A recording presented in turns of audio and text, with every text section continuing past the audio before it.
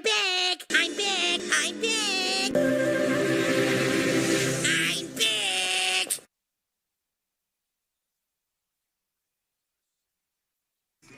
It's the Chad Benson Show on Super Talk 99.7 WTF. What is up, party people? Happy 2026.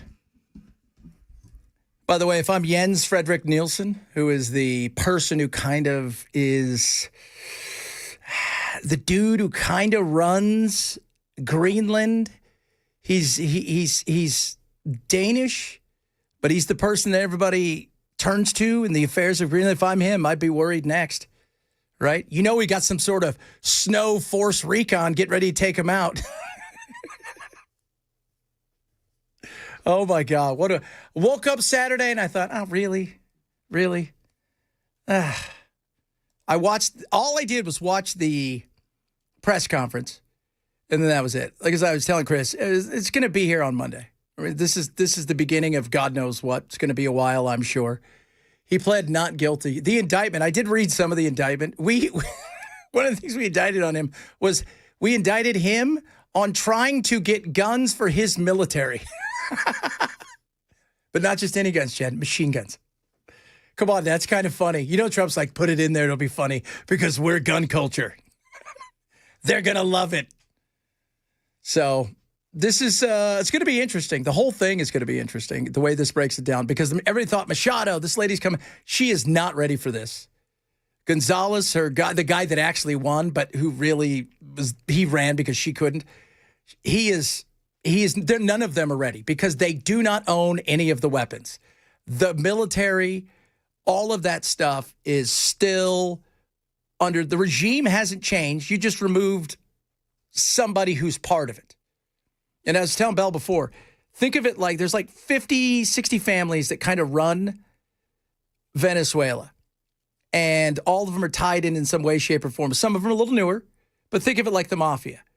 And all you did was remove the boss, who wasn't really the boss in the way that people think. The guy that runs their police, that guy's the guy you got to worry about if you were to go in and do anything, because he doesn't have, like we were joking about, he doesn't have the cheap Cubans. He got the real ones, right? He's got the real Cubans. He's got the real, the muscle on the ground. But can I just say, it was like when you think about a military action and you watch the movie, it's like, how awesome was it? The way that this went down. The way it went down was, first of all, some of it was for show, obviously. Hey, look what we can do. You can't stop us, right? Secondly, we brought Chuck Norris with us. What do you think of those apples? Because he's part of the Delta Force. But they had somebody on the inside, the CIA. They rebuilt his house in every way, shape, or form, including the safe room. They rebuilt it completely. Not just a semi-replica. It was a full rebuild. So he was done. And he couldn't even make it there. He couldn't even get into his safe room because Jodie Foster was in there. But it was, it's brilliant. It's insane. It's insane. Didn't they do that, something similar? Oh, and by the way, I'm a big fan of your extra crispy recipe. Thank you very much, sir. Didn't they do that with the bin Laden camp? Yeah, they had rebuilt it. What they thought, the difference here is they had everything inside. They knew every piece of furniture, all his movements, all the things. They had everything inside of there down to a T. Bin Laden, they had the outside and what they believed the inside was, which they were pretty spot on. They just didn't know how many people were going to be there. And, it was brilliant. This was the kind of stuff you'd see on TV and you go, oh, wow, check that out. Like that's, stuff you write about. You had SOCOM, you had some Navy, you had, obviously, the Army, the Delta Force, folks. You had other intelligence that we have that are probably even more sneakier than we realize. And, of course, the CIA, which is super sneaky. And away it went. Now the question is, what comes from here? I have no idea. The lady who's running Delcia Rodriguez, his second in charge, who's like, I'm not it, but then you're kind of it. Here's the reason that she may stick around for a little while. She's the former, or still is, the minister of oil. And because we want the oil, because it has all of the drugs. But these companies, Chevron's the only one doing business over there right now. So, and to rebuild that. So when they took him away from him in 2007, they took everything away. They all sued in the world court, and they all won a huge amount of money. But it took years. But it wasn't anywhere near to what they got. But Trump has basically told them, if you want any of that money you're owed, you guys are going to have to go in and start doing some stuff. Which is understandable that they're I'd be a little, for lack of a better term, gun shy to run on in there and to start building, because you're going to have to rebuild from the ground up. They allowed this stuff to rot. Why is that? Because they can't get anything. They can't. They ran that country into the ground. Minerals up the Yahoo. Probably the largest deposit of gold on the planet. And obviously oil. Now, their oil's dirty and a bit nasty, but they use it for heating oil and things of that nature. But Houston has a massive refinery that was built specifically to refine this kind of oil. So that, and again, we finally won the war on drugs. Are you excited about that? I think drugs won the war on drugs a long time ago. Drugs did. I was joking around earlier. I'm like, I called all the rehab centers today. They're all closed.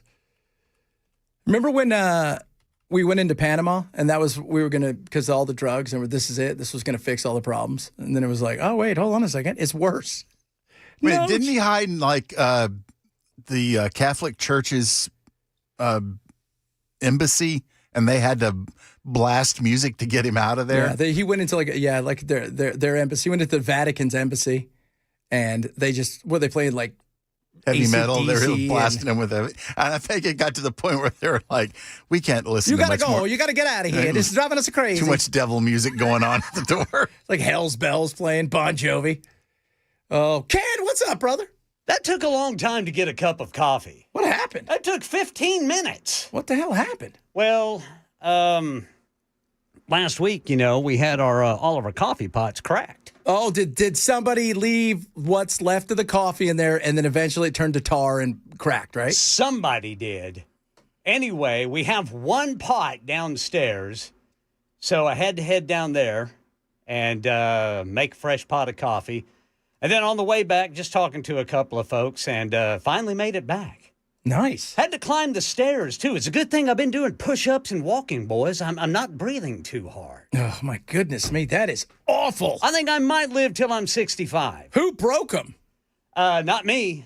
That's all that matters. But I found them broken, and I'll stick by that. So, wait. Anybody that's not aware, when you put a coffee pot with no liquid in it on a burner, eventually it's going to overheat and crack. It's going to crack. And it's been like that for the last 55 years.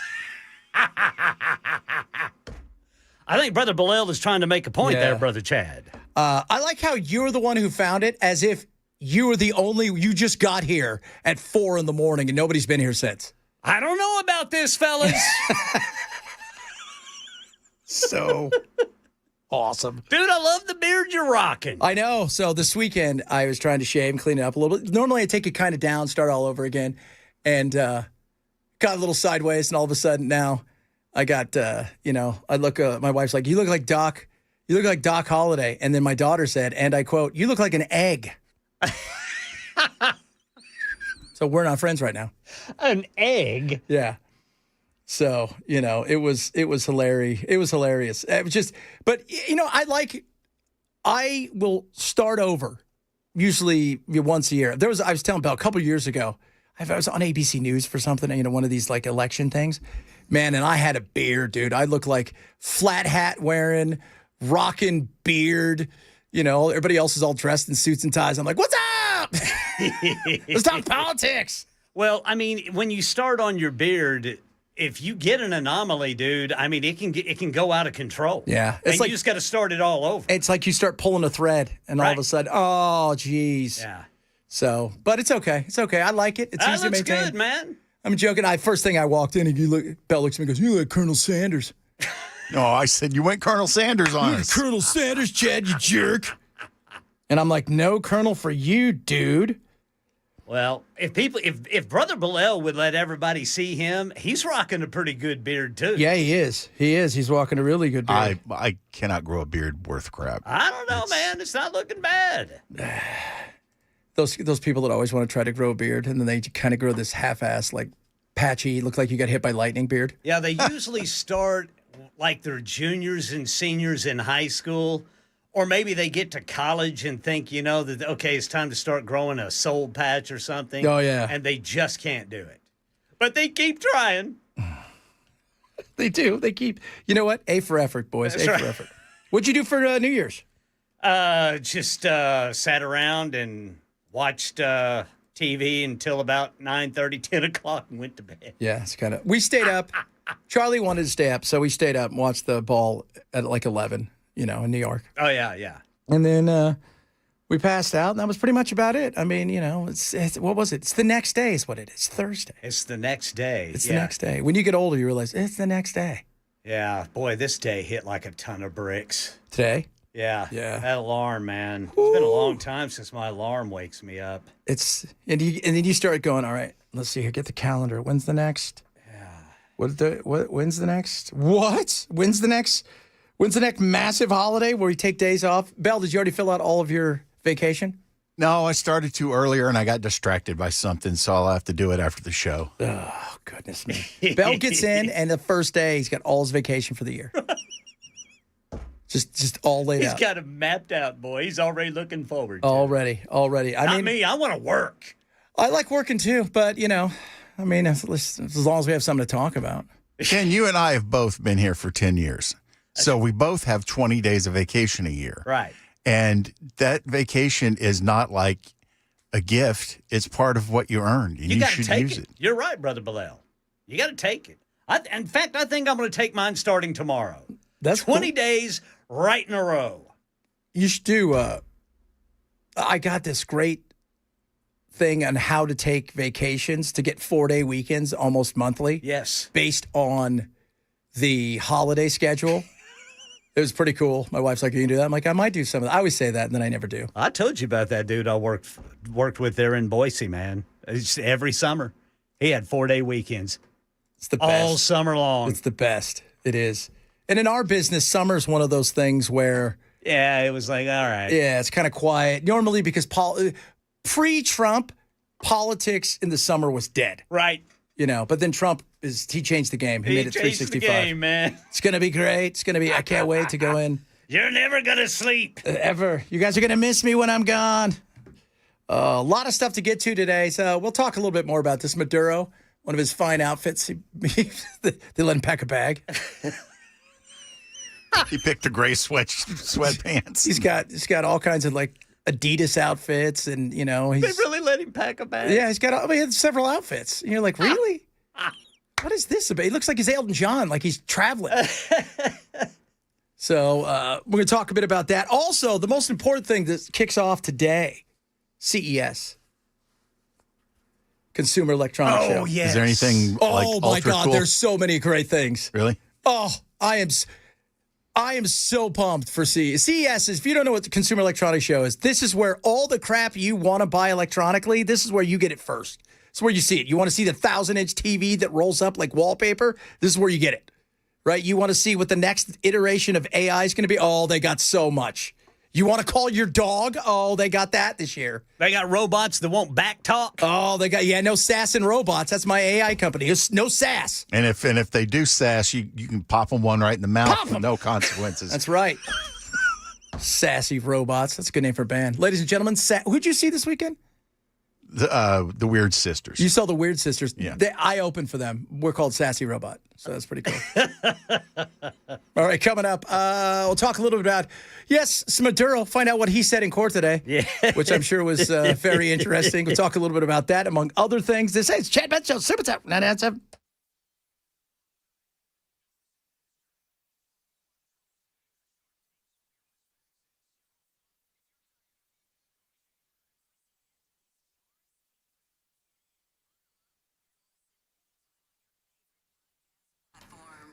All right, guys.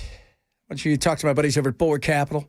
tech bubble, AI bubble, all that stuff. Is it possible something could pop? Yeah, absolutely.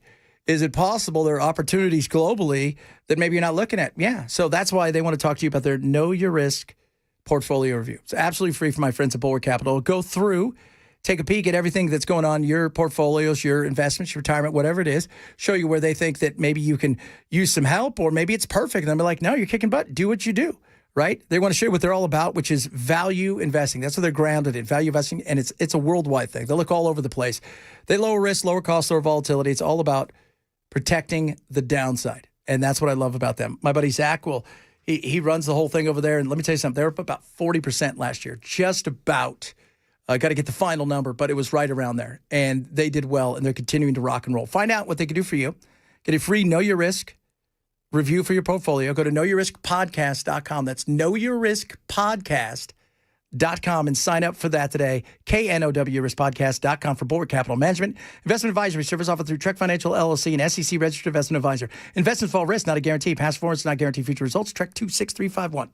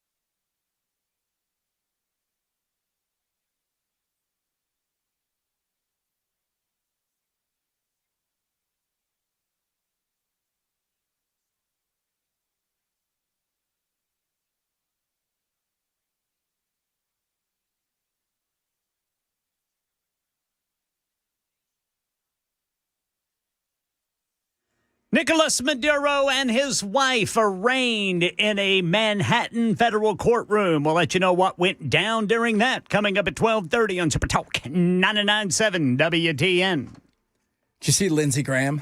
He's like, we're coming next for you, Cuba. We're going to come hard for you. You better watch out, Cuba. We're coming for you.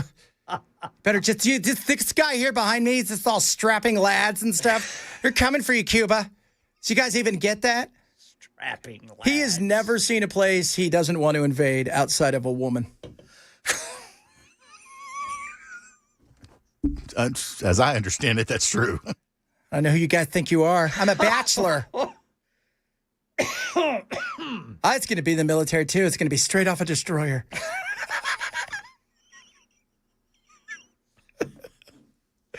Oh, God. Oh. Yeah, Cuba, you're next. They're not producing it. Cuba's got nothing at all.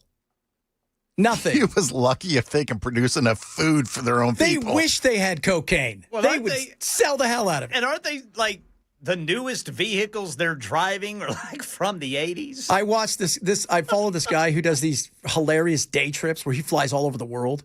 Like he'll wake up and he's like, "All right, today I'm going to fly 5 a.m. to Egypt, and I'm going to go see the pyramids, and then I'm going to come home that same night." So he went to Cuba.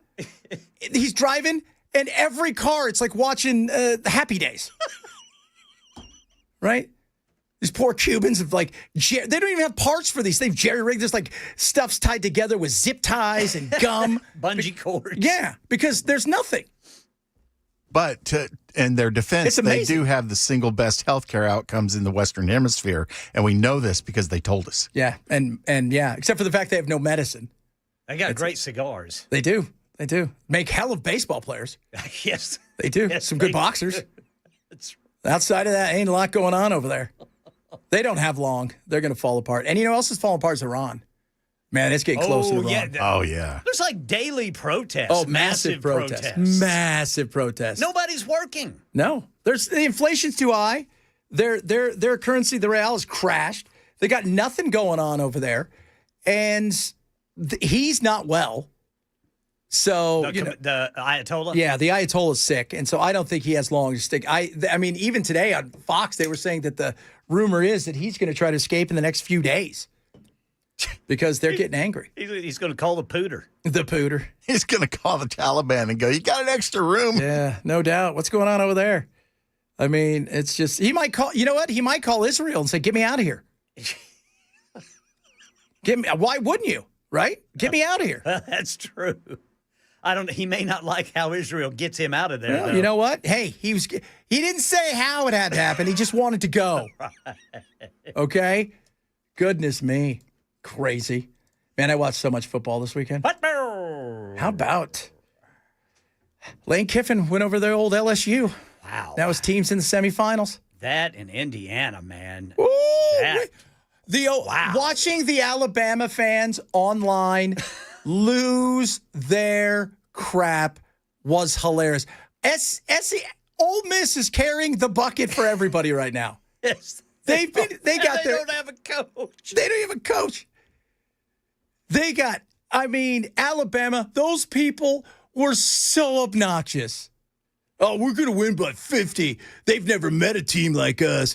They've never seen anything like us. We're going to roll tide. And then watching them cry when it's like 38-3. Man, that Indiana offensive line Those are some men. they just blocked. That's it. They just blocked. That's exactly. There's nowhere else that was a whipping. That was the best way to describe it, a whipping. That was 38-3. Yeah. And they were favored by what, 9? People are like, oh, they're going to cover. They may win. They may shut them out.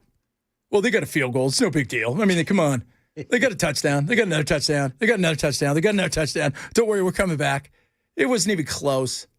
Ooh. Yeah, that was and then the Ducks, man, they just dismantled Texas Tech. Yeah. But they did shut out Texas Tech, Yeah. didn't they? Yeah. They've smoked everybody. I think it's going to be. Wait, who do they play? Indiana, don't they? Yeah, I think it's Ole Miss and Miami. Ole Miss and Miami, and then you've got Indiana and Oregon. yeah. So this is gonna be awesome. Wow. Gonna be awesome, kids. Gonna be great. It's gonna be the greatest. He pled not guilty. So how about those apples? I was kidnapped. I was kidnapped. Order. Shut up. Yeah, we get it. You're kidnapped. You were kidnapped. Okay. What do you want us to do about it, sir? Can you point out to anybody in there? Did anybody in here kidnap you? No, they did not. So sit down. He pled not guilty, huh? Not guilty. I got some good conspiracies about this. We're going to play around with a little bit later. But coming up, well, the rest of the world focuses on this baloney. Let's focus on the stuff that matters. CES. Got some fun stuff that's happening over there. I'm going to share you some of the stuff I'm excited about this year at CES. Because there's some also, here's the beauty of it. There's a lot of cool stuff. And then there's that's totally wacky. We got some of the totally wacky. We're going to do that, among other things, straight ahead. Chad Benson, Super Tap, 99.7.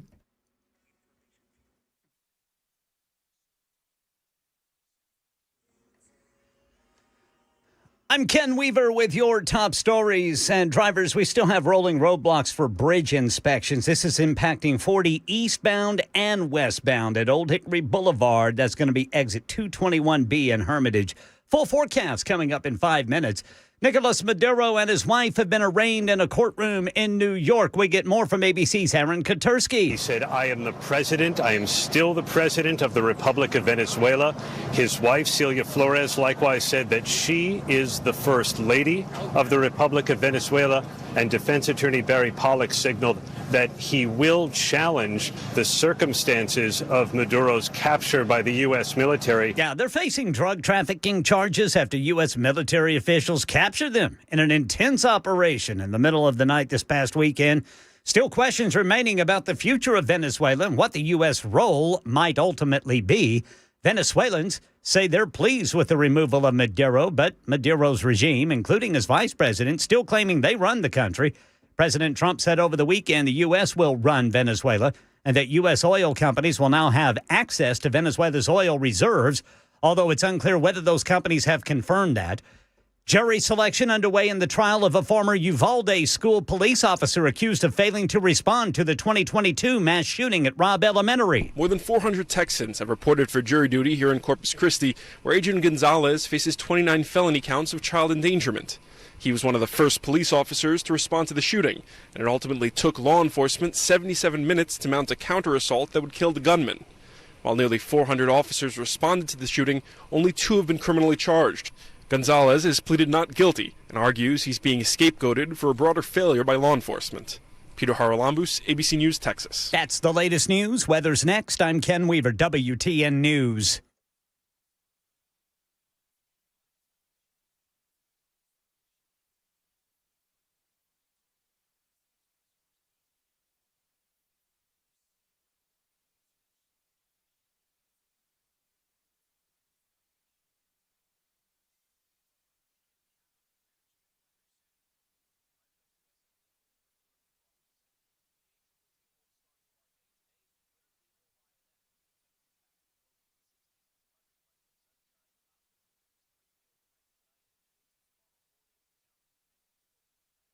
Tomorrow we're still in the 60s, but the cloud cover is very stubborn throughout the day. 10 seconds. Stay stubborn going into our Wednesday. Thursday we'll have some showers move in late in the day. We'll stay in the 60s all week. Then Friday we're near 70, but a risk of strong thunderstorms Friday afternoon and evening. Middle Tennessee winter. It's here. January, February, now cold. It's going to get, yes, even some snow eventually. Is your home ready? How about my friends over at Busy Bee Heating and Cooling? So it's plumbing, heating, cooling. They're ready to help you get ready. Keep you worry-free, if you will. So HVAC, 0% financing, 18 months, complimentary UV light with any new unit install, and a free 5-year labor warranty upgrade, $750 value. Boom. Plumbing, same, 0% financing, plus 50-gallon water heater with select repipes, and $600 off, if not applicable, and save $600 on Halo filtration and softener combo. Little combo there. Into air quality, take 15% off. UV lights when you book a premium duct cleaning and service specials. Tons of those. Just $49 for multi-point furnace inspection and $250 off smart auto whole home water shutoff for peace of mind during the freezing times. And here's the buzz to buy one Beehive membership. So it's a Beehive Club membership. You buy one, get one free to give it to a friend. What are you waiting for? Call Busy Bee today, 615-775-7833, or visit busybeehvac.com. Busy Bee, your comfort, our mission.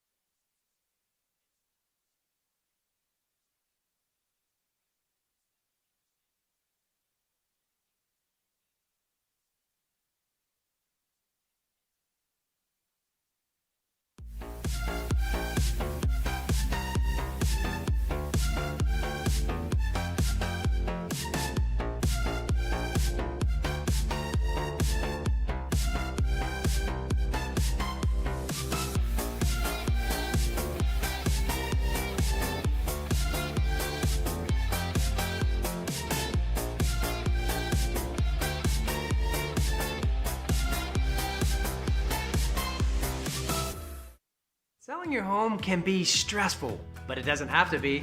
Get a guaranteed offer from Mark Spain Real Estate. There are no showings, no open houses, no stress. Work with the #1 real estate team in the U.S. and close with confidence. Go to markspain.com today. Hey, this is Pastor Al, and join us on Super Talk 99.7, Sunday evenings from 7 to 8. We're going to look at the news from a biblical perspective.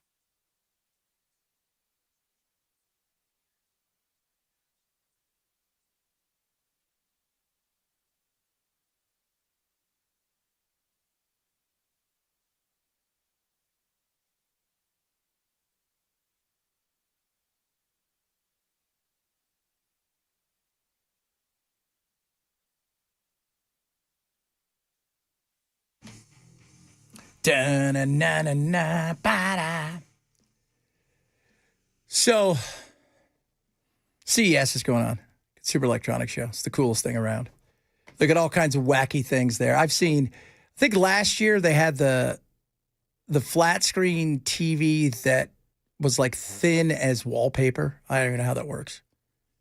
I feel like it was magic. I don't think it was real.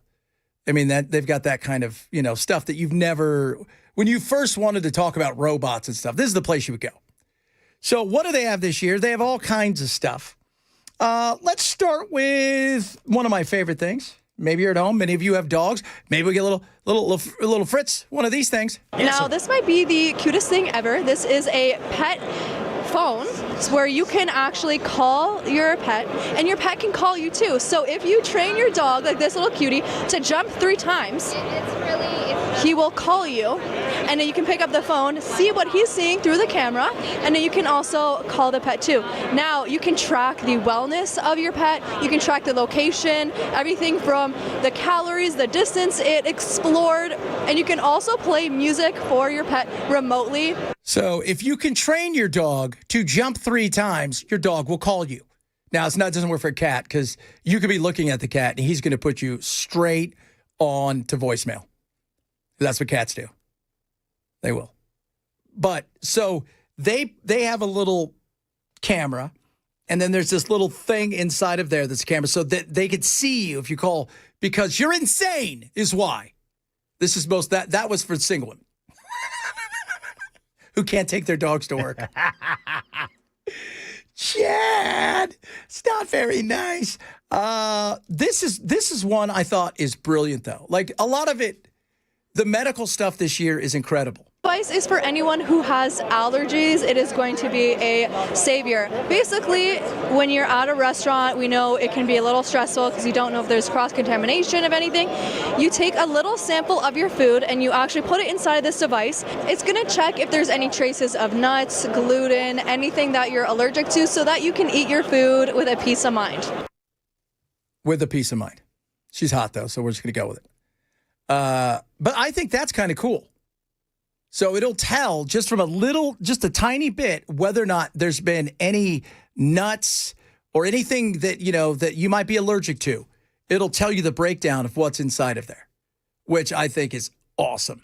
One of the other things she got on, but you had to see it. It's a cross between, because this, by the way, this is exactly what people here need. You see everybody riding around on the scooters. Are you ready for this, guys? It's a cross between skis and rollerblades. And they're kind of like these bigger than rollerblade boots with 2 wheels, and you get these almost like Wii things you can hold in your hand, and you put them on and you zoom and they look like someone's going to die.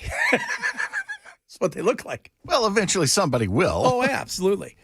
Do you think when you build a thumb like that, you're like, one day we're going to get sued because of this, boys? No, you just got to make sure the fine print on the box is really strong legally. Yeah. So, but that is cool. Now, some of the other stuff. The Dream $700 hairdryer that looks like a lamp. It's got all this LED stuff, and it's a lamp too, but you sit there and it comes over you, and it's. But the thing I was most excited about, they've got the AI. Does it still use warm air? Mm-hmm. Okay. They got AI stick vac. There's that, right? You're like, okay, what is that? They got This, though, is the one that is my favorite. So do you guys remember the Flovey? Is that the thing where you cut your hair and it'd suck up the hair as you were doing Right it? onto this. Oh, nice. They've got the Glide Smart hair clipper. So you put this like goggle things on, right? But you can see through them, but they just kind of go around your eyes and up, right? Because so you're already looking cool. And it's got this thing attached to it, and it's an AI barber that will cut your hair as you want it to cut. It is such a trip, dude. It is such a trip. It looks like fun. They've got, AI bird feeders. How about this one, though? Maybe you're at home and you're thinking, I don't have any friends. I don't have any pals. Feeling kind of down. So these little companions have cameras in them. They'll go around your house and detect your emotions and make you feel better. So if it detects that you're sad, not having a good day, it's going to play some pump up music for you, play some videos on the screen right here. And if you're having a great day and you're celebrating, it's going to celebrate with you. It's your own little companion that follows you around. Think about having R2-D2 and he cruise over to you and it's like, dude, are you feeling down? You're like, yeah, I'm not feeling great today. And it's also ding, ding, ding, ding, ding, ding, ding, ding, ding, ding, ding. You feeling better? I'd love to have an R2-D2 How unit, cool would that man. be? No, cool. So, and if you're feeling great, you could celebrate with them. But that's kind of what this is like. This year, a lot of focus on AI medicine, especially with companions. Because if you thought to yourself, man, I'm going to have to put mom and dad or grandma and grandpa into a home, and I don't want to go there because it smells like urine. And you're thinking to yourself, how could I interact with them? The new AI robots. That's how.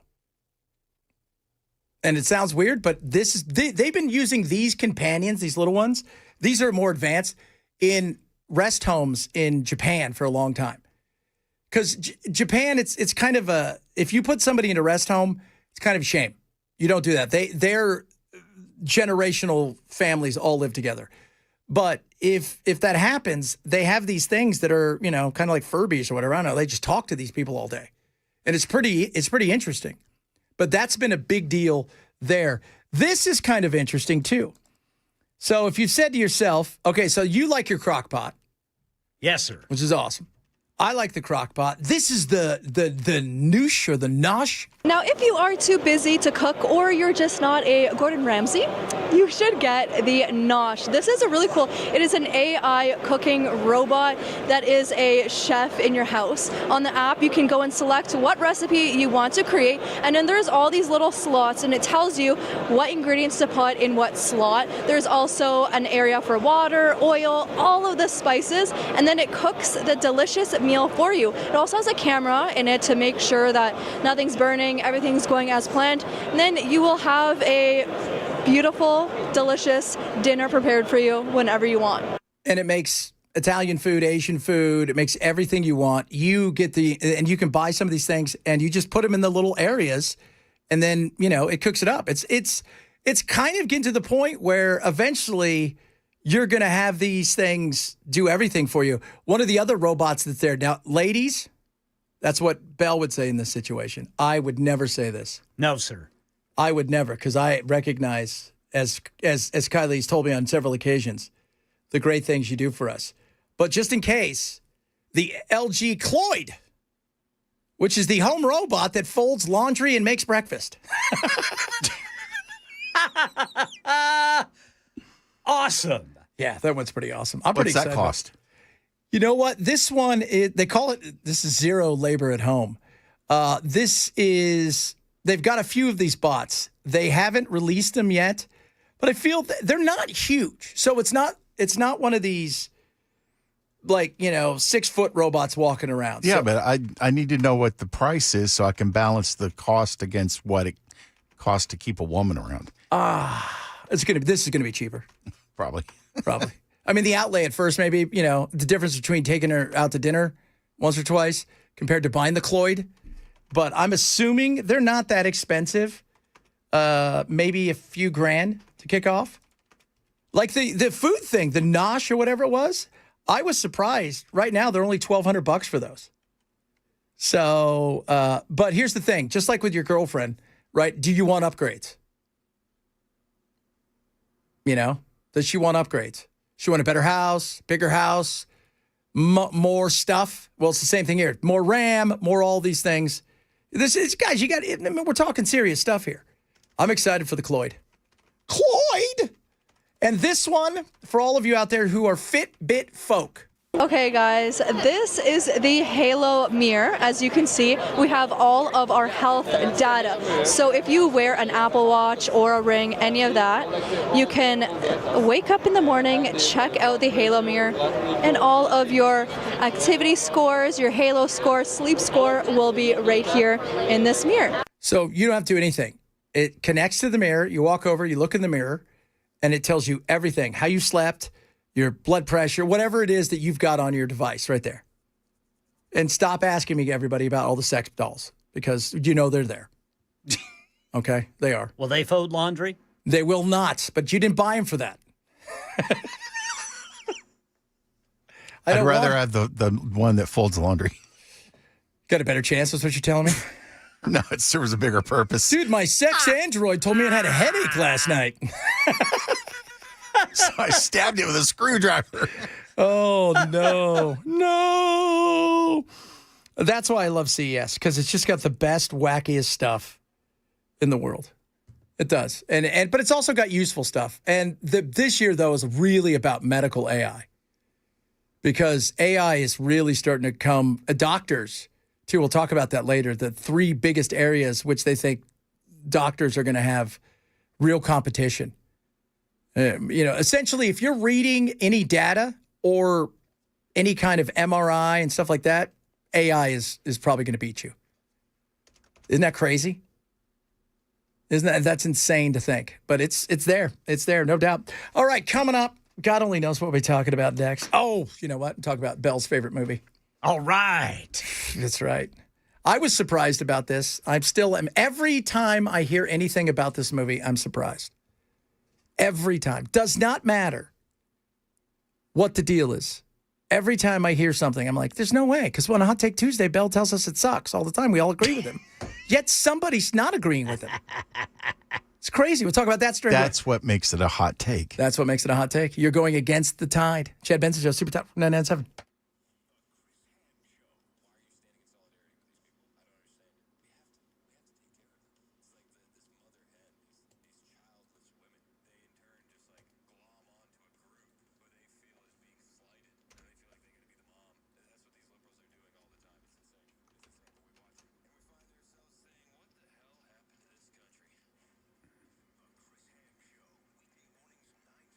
Streaming on the Super Talk 99.7 WTN app. Relief Factor is awesome. I take it every single day. My wife takes it every single day. And there are thousands of people that take it, and they swear by it.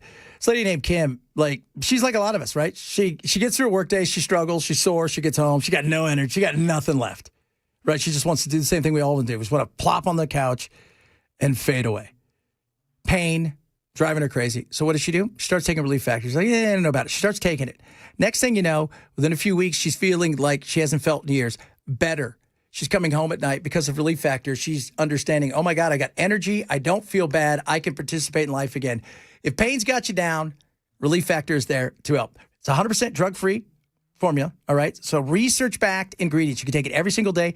I do. It's got resveratrol, omega-3s, all this incredible stuff in it, and it works. It works because it targets the things when it comes to inflammation, which is a huge thing that people are talking about finally. Relief Factor will help you with this. Try a 3-week quick start for $19.95. Go to relieffactor.com. Call 1-800-4-RELIEF. See if you can be the next person to get out of pain with Relief Factor. That's relieffactor.com, relieffactor.com, or 800-4-RELIEF. That's the number 4, RELIEF, for Relief Factor. And tell them Chad sent you.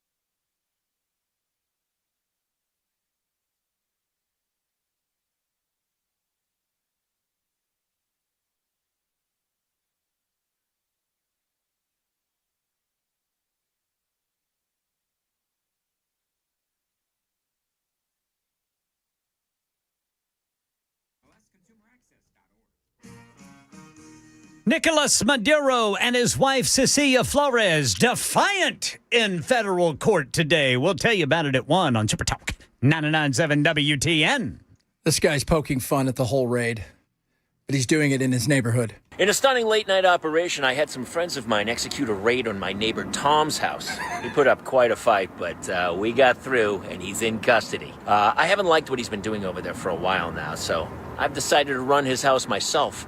He leaves his Christmas lights up too long. He never trims his avocado tree that hangs over my fence, and I believe he's running fentanyl out of there. I can't prove the last one, but it makes sense. I've seen him speak Spanish. I got rid of the wife as well. I didn't really have a problem with her, but we did do a 4th of July block party, and she brought empanadas, so better safe than sorry. I've got them at a Residence Inn a couple towns over. I've been using his home as my own little man cave. Pretty great. It turns out he has a fantastic wine cellar that I have tapped into extensively. Anyway, I'll be running his home until a time when I can have a safe, proper, and judicious turnover to some other guy. Which probably won't be happening soon. And just a heads up, I plan to take over some other neighbors' homes as well. Phil, across the street, has a pretty cool car I'd like to be in charge of. And Alex, who lives catty corner from me, has a wife who's a yoga instructor. Be taking that one soon. Again, doing it for the good of the neighborhood, so stay tuned. It's so funny. Oh, you should make fun of that, Chad. We absolutely should. Speaking of making fun of, I still can't believe it. The fire came from the mountain. Avatar Fire and Ash not only topped the box office for the 3rd straight weekend, it also surpassed $1 billion in global earnings. The sequel is one of just 3 Hollywood movies released in 2025 to cross that mark. Wild and hot. In second place, Zootopia 2 also became a $1 billion movie, the fastest animated film to ever cross that mark in just 17 days. The Housemaid, starring Sydney Sweeney and Amanda Seyfried, came in number 3, earning $14 million this weekend. How? Said the name wrong. It's Avatar Fire and Ass. It is Fire and Ass. That's a different one. It's an adult one. You know it's coming soon. Fire and Ass. Hey, it's the blue people. Sure. Well, I say that because the movie is ass. You haven't seen it, man. It could be great. I don't need to see it. I saw the first one, and that was garbage. It's the same one. They just keep recycling some story over and over again. They just say the same things, just differently. Yeah. I mean, here's the thing that's crazy. Nakumatai! Nakumatai! Is that what they say? Yeah. It's 3 hours and 20 minutes. It's really, so it's about 350 when you go and you watch the trailers and all this stuff. The fact that it's at $1 billion is insane. Yeah. Like when you see, so think about this. You go see The Lion King, it's like 90 minutes. So they're getting 2.5 of those movies in before one of these movies is done. And Belle has been, I saw it. It looks the same. They're running out of things to do. Well, the last one was underwater. This one is by the volcanoes. So where else I can guess they go? maybe we need to have them start chasing tornadoes. I'm trying to think. What would be, so they've done the trees, right? They did the trees. Did the trees, then did the water. They did the water. Now they've done volcanoes. Well, we haven't done the earth. We haven't gone into the earth yet. Yeah, why haven't we done that? We're going to, because they keep making money. That's how they'll hide from the tornadoes. Oh, is that how they? Well, right wait there. a minute. Remember? Wasn't that where King Kong was? Yeah. He was in the earth. And Godzilla Marshall, Will, and Holly. Yeah. And Godzilla had to give King Kong a heads up. It did. As to what was going on. Oh, God, it's all happening. It is all happening. Goodness me. Coming up, Maduro. He went today to give the hearing. He's like, I'm the president, el presidente. He's not el presidente anymore. We'll talk a little bit about that. Plus, coming up, 2 of our youngsters, our Gen Zers, are going to come in second half of this hour, and we're going to talk about things that matter to them. What's going on in their world? What do they worry about? Because I think it's interesting that we find out what the youth of America is doing. That's all happening next hour. Chad Bench Show, Super Talk 997.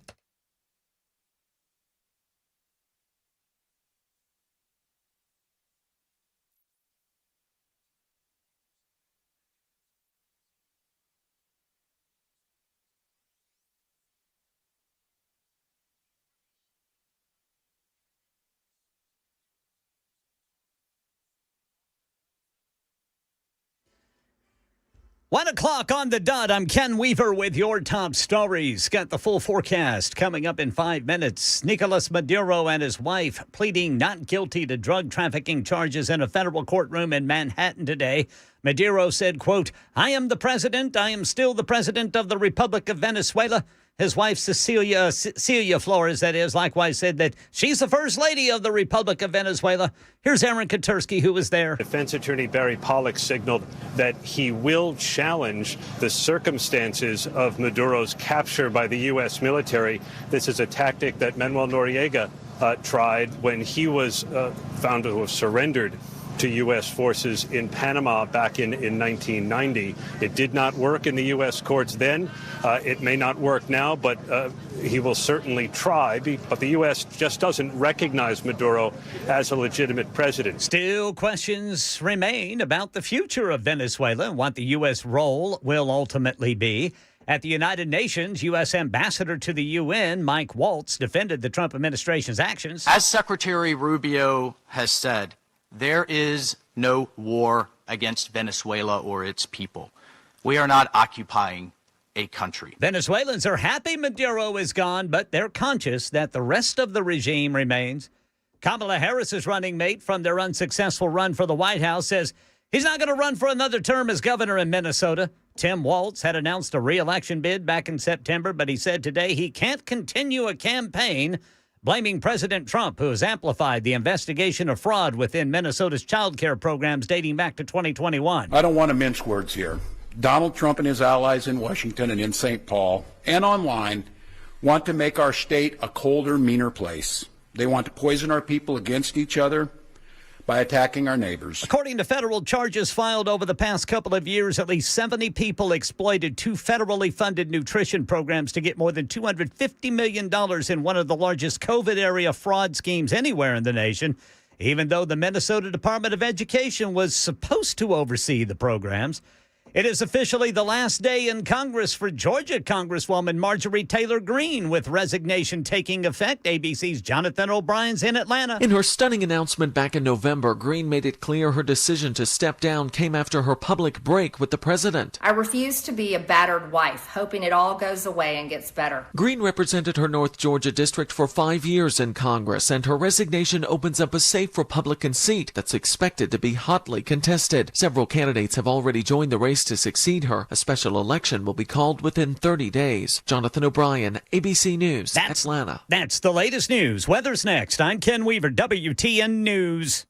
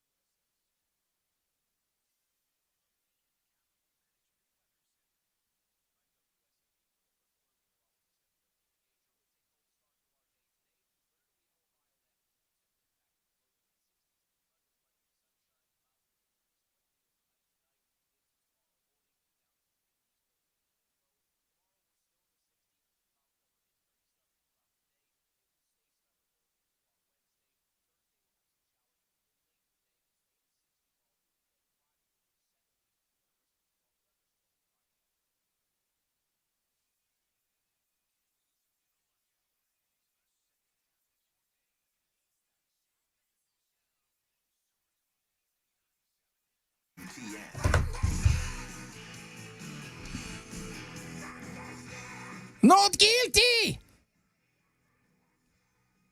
I'm el presidente. We got him, guys. We got him. We got him. Who's next? Cuba? Cuba's close to falling. I'm watching Iran. That's the interesting one. Here's the thing about Iran, which people don't pay attention to because everybody thinks everybody in Iran wants to just kill all the Jews and everybody in the West. That's not true. It's a small group of people over there. It is a young country run by old people. The average age is 32 years old. I want you to think about it. And get ready for this. Like almost 65% of the population is under 35, of which a vast majority of them are under 25 years old. You know what they don't remember? The Shah. They don't remember the overthrow and the revolution.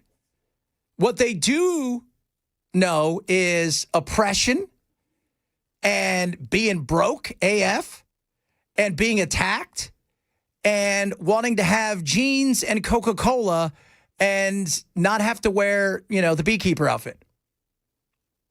Which if you go to Tehran, you don't. They don't even keep it on their heads half the time. You see them, especially after they killed, Masha Amali, that girl, a young lady, when she didn't wear it, and the moral police. Yeah, they don't want that anymore. He's not well. I think they're going to fall. Cuba's close to, they're on life support now. They're like, well, that's because they have so much fentanyl. They have nothing.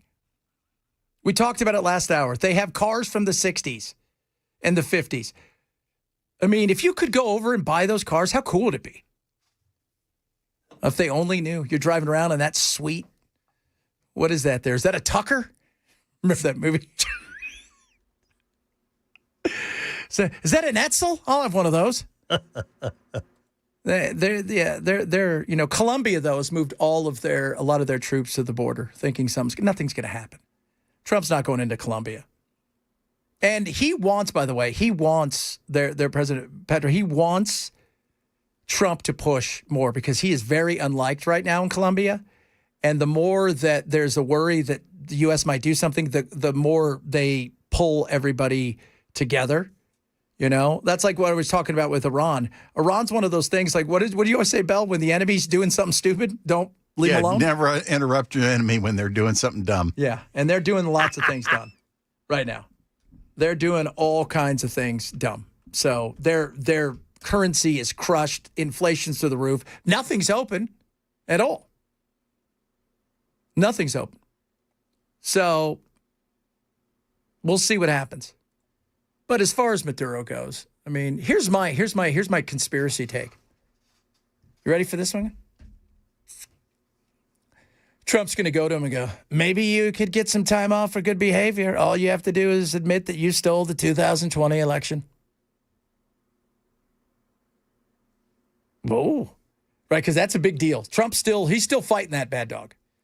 He is. He's still fighting that, that to him, there's an asterisk by that one. He's still fighting that one. And Venezuela's always been, Smartomatic, Vegematic, all of the Matics were in there. So don't be surprised if you start to hear some rumblings about something. But Maduro is one head of, a very bizarre group of people that run that country. It's not just, think like before Xi became the supreme, super duper, extra large leader of China, before that happened, you've got, he's got his Politburo. He's got all of his people around him. And while he is the final say, other people had massive power. Now he goes unchecked. Well, Maduro wasn't that way. Maduro wasn't unchecked. And there are several families that run the country. And the brother and sister, and Delcy Rodriguez, who's now their de facto president, her and her brother are big oil people. So, and she's the oil minister, among other things. So this whole thing is, but can we all just stop pretending that it's it's about the drugs? Can we stop? Like, Trump didn't even pretend this. He's like, we got the oil. They got, there's oil. You guys know there's oil? Is everybody aware of the oil? You mean Earl? Yeah, Earl. There's There's a Earl. bunch of Earl. Venezuelers. He also called them Venezuelers, which I laughed so hard about. Old Venezuelers there. You're like, what are you talking about? But this is the time when, you worry about what comes next, because the lady that wants to run the country, Machado, right? The one who was given the Nobel Peace Prize and dedicated it to Trump. She's not prepared for any of this. Trump, they've already kind of ruled her and Gonzalez, the guy who won, out right now at this point in time, which is odd, but I don't know if they're going to have other elections or what the deal is. But part of the reasons they did that is because the regime is still intact. You just took away Maduro, who is more of a pain in the ass probably for some of these people. Because much like the mafia, sometimes people don't get along with the Don. And, other people want to run the show. He was too loud, right? You want to run the country like, be a dictator? Chavez tried to dictate and he built up something that was a collective, that the government's going to own everything. And it was stupid. It was never going to work. China realized that. They looked around and go, yeah, this isn't going to work. And that's why they go, let's do some capitalism. Trump wants to find somebody who's willing to play ball. Is it this guy? Is it that guy? Is it this lady? I don't know. But she doesn't have the weapons. Because on the ground, you've got the guy that is their, he runs their police, a portion of the military, and all of the intelligence agencies. And that's the guy that probably has the most power there. And probably the most corrupt. So bare minimum, she's going to need an alliance with him. Well, she's got to have something because, what are you going to do in a situation like if they dropped her off and said, all right, it's yours now. Okay, well, what does she do? She doesn't have the backing of the military, the backing of the police, the backing of the paramilitary group, the Bolivars and the Chavinistas and all. She doesn't have the backing of any of these people. And everybody's going to be jockeying for positions. And one of the things that she talked about, which is also something that she needs to pay attention to, is she wants these people that are corrupt to pay the price. Well, if you're in your 50s and 60s and you have the military, the might, bless you, Bell, and all of that stuff at your disposal, and you're being talked about as going to jail for the rest of your life and or being taken into, custody in Venezuela and potentially executed, then do you think you're just going to go without a fight? Hell no. So this is going to be, it's going to be an interesting situation because you're going to have people jockeying, first of all, to see who can please Trump and Marco Rubio, who is the viceroy now, taking care of that country. How many jobs that guy have? Yeah, he's still all of them. He's still doing 2 other jobs, isn't he? Yeah, I do believe he is. He's got how many does he have? All of them. Which jobs? All of them. He's got all of those jobs. And it's not going away anytime soon. So there is, this is going to be an interesting thing. And then you've got the oil side of it. And the oil side of it, which we've been talking about, is there's a lot of things that I think before any oil company goes in, and Trump's going to try to make them go in there as fast as possible. And look, there is no love lost with Maduro. Chavez ruined that country, enriched himself, and Maduro followed along and continued to do the same thing. But those, you had India and China had went and set up refineries there to refine the oil. And that's about the only thing that's been done since 2007. As far as the rest of the infrastructure and oil, yeah, there's a lot that to be desired. And these oil companies that had all their stuff taken from them in 2007 when they nationalized everything, they won in court in the World Court of Arbitration. They won pretty big, amount of money. Oh, see, Delsey's. That's it. There you go. She's next. You're next. So So Delcy Rodriguez has now been sworn in. Congratulations to her. But she was always it because she's the vice president. She said the other day, once I think he was arraigned today, I think she realized I don't have any choice now. She looks like a real taskmaster. I don't think she's very nice. I think her and her brother are a bit of they came in under Maduro. They worked for Chavez, but Maduro really brought them close. They're in the family. Yeah, they're in the family.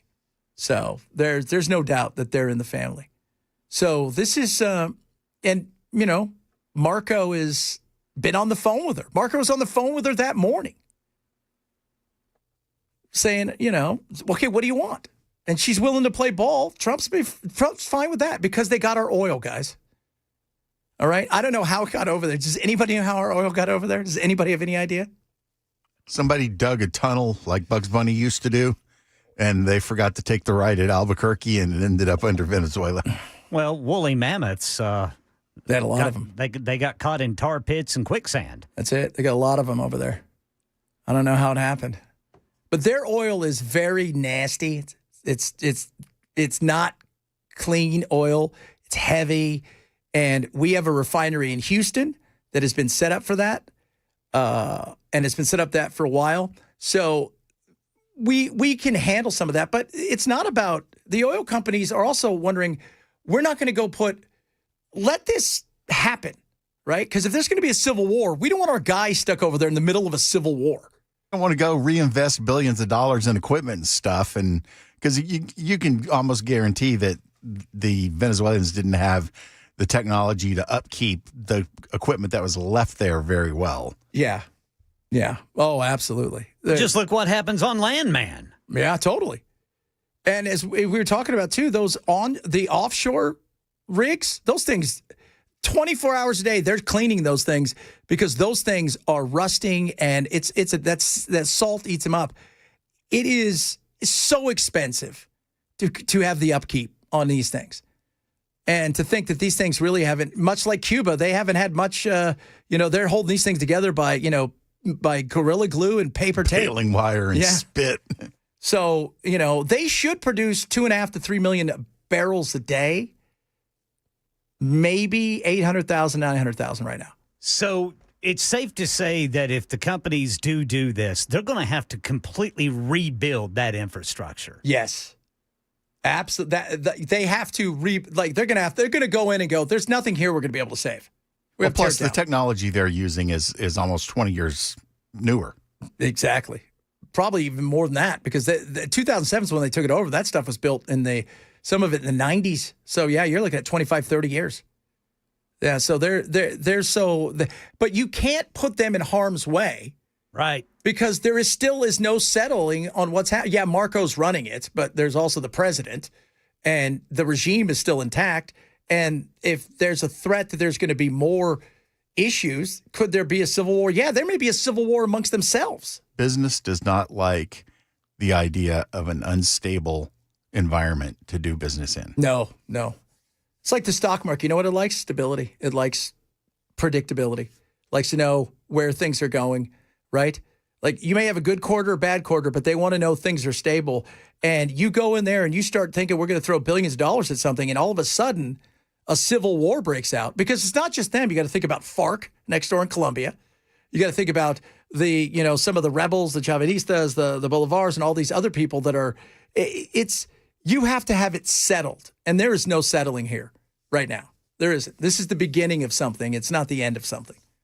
As excited as people are about it in Venezuela, tomorrow there could be a hardliner. She could be out in the street doing stuff. And yeah, they may come for her again, but they know now that the U.S. is willing to do it. So I think they're a little bit more ready on that end. Not like they're going to stop us.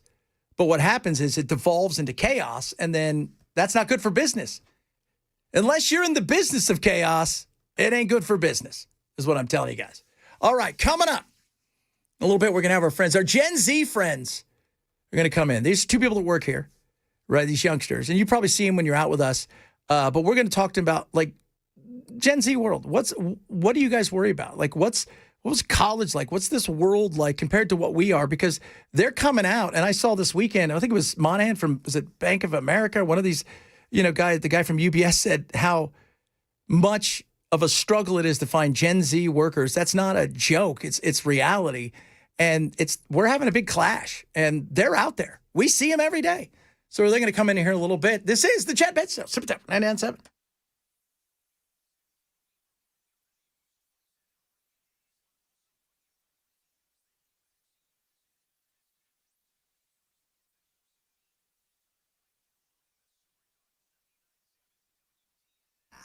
Prize Picks is awesome.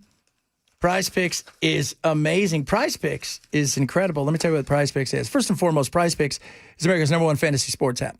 So just because the football season is over doesn't mean football is over for you, because opportunities still abound for you to pick more or less based on projected stats of the athletes you know, whether that is football, basketball, hockey, soccer, you name it, they've got it. And you're picking more or less based on this. So whether it's more or less 225 passing yards, right, for Aaron Rodgers in the playoff games, or it is more or less 3.5 3-pointers by Steph Curry in his next game, you pick 2 players, set your lineup, and that's how you win. And you can win up to 2,000 times your money. It's insane. Now, get ready for this. When you play your first $5 lineup, okay, so you download the app, use my code Chad, you play your first $5 lineup, you get $50 in lineups immediately into your account. It is that simple. So what are you waiting for? Great promos, early payouts, opportunities to have an injury reset, reboot, if you will. They've got all kinds of amazing things. Take advantage of it with Prize Picks right now. Download the app. Use my code Chad to get $50 in lineups after you play your first $5 lineups. Win or lose guaranteed. Prize Picks. It's good to be right. Must be 21 in Tennessee. Gambling problem. Call 1-800-889-9789.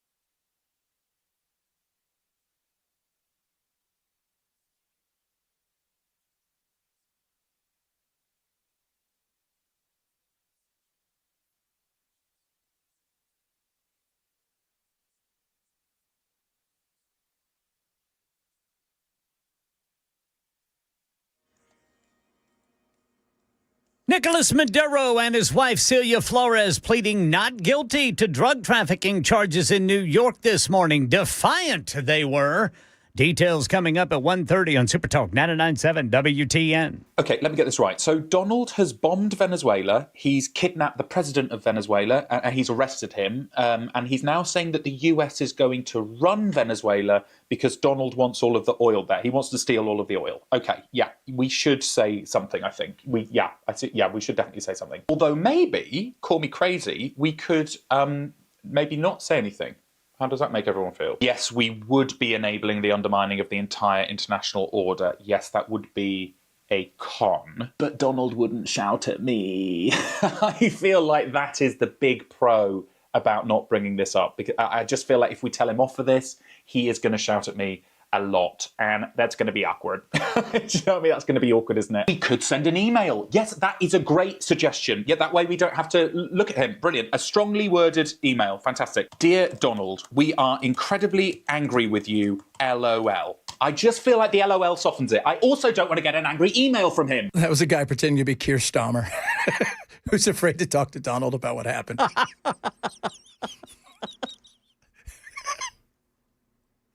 That's so funny. By the way, kudos to the Brits and the French today. They attacked ISIS in Syria, right? We give them all kinds of crap, but their SAS is, I mean, they're badass. Well, and ISIS, man, I mean, they are really, they're rough in France. They are, yeah. I mean, France gets a lot of terrorist attacks. Yeah, well, you know, France, for those of you guys don't know, the French took over a lot of places that, you know, like Morocco, Algeria, a lot of places throughout the Middle East and parts of Africa that French is the first language, but the Islam is the first religion. And so they've had a lot of issues over there because those people were able to come there, not as refugees, but just like, you know, if you're Canadian, you want to go to England, it's pretty easy to do, right? You're part of the Commonwealth. It's kind of that way too. But France, Belgium too. Oh, Belgium is probably the hotbed for terrorist activity in Europe. I would say Belgium is. And also a good place to get waffles and chocolate.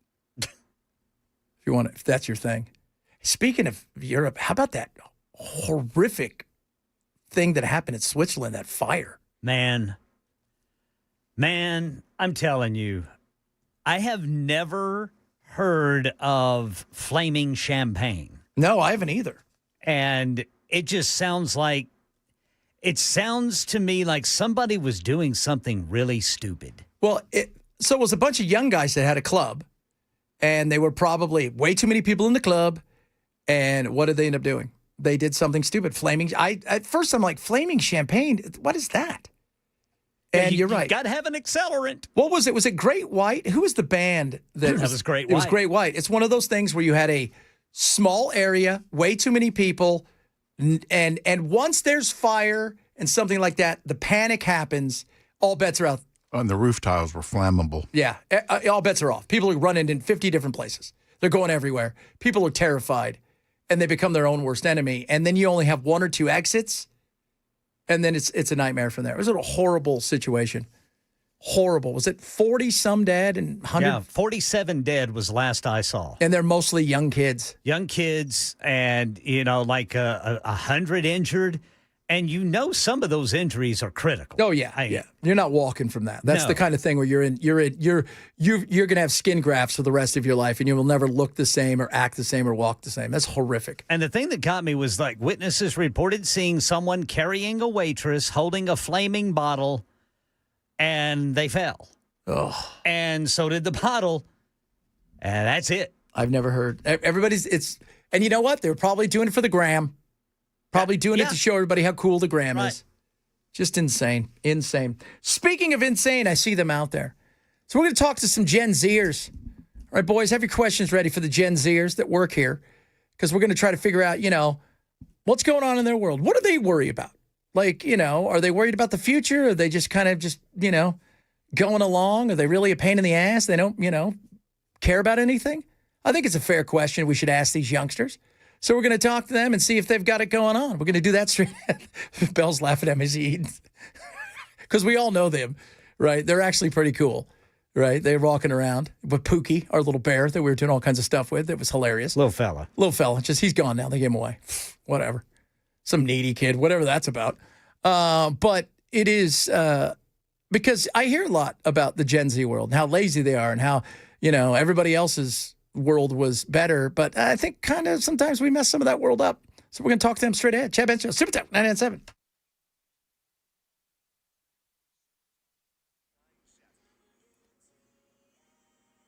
.30 on the dot. I'm Ken Weaver with your top stories. Got the full forecast coming up in 5 minutes. Nicolas Maduro and his wife Celia Flores pleading not guilty to drug trafficking charges in New York this morning. Here's Aaron Katersky, who was there. The judge did not want this to turn into any kind of a spectacle, and he wanted to keep this as ordinary as is possible, despite the extraordinary circumstances of how Nicolas Maduro got here. He is now being treated like every other criminal defendant in the dock here at Manhattan Federal Court. And defense attorney Barry Pollock signaled that he will challenge the circumstances of the couple's capture by the U.S. military. It is a tactic that Manuel Noriega tried when he was found to have surrendered to U.S. forces in Panama back in 1990. It did not work in the U.S. courts then, and it may not work now. Kamala Harris's running mate in their losing run for the White House says he's not going to seek re-election as Minnesota's governor, even though he announced another bid in September. Tim Walz blaming President Trump and social media influencers he says have amplified the investigation into fraud involving $250 million involving the state's child care programs. We've got conspiracy theorist right-wing YouTubers breaking into our daycares, demanding access to our children. We've got the President of the United States demonizing our Somali neighbors and wrongfully confiscating funds that Minnesotans rely on. Well, according to federal charges filed over the past couple of years, at least 70 people exploited 2 federally funded nutrition programs to get more than $250 million in one of the largest COVID-area fraud schemes anywhere in the nation. This is even though the Minnesota Department of Education was supposed to oversee these programs. That's the latest news. Weather's next. I'm Ken Weaver, WTN News.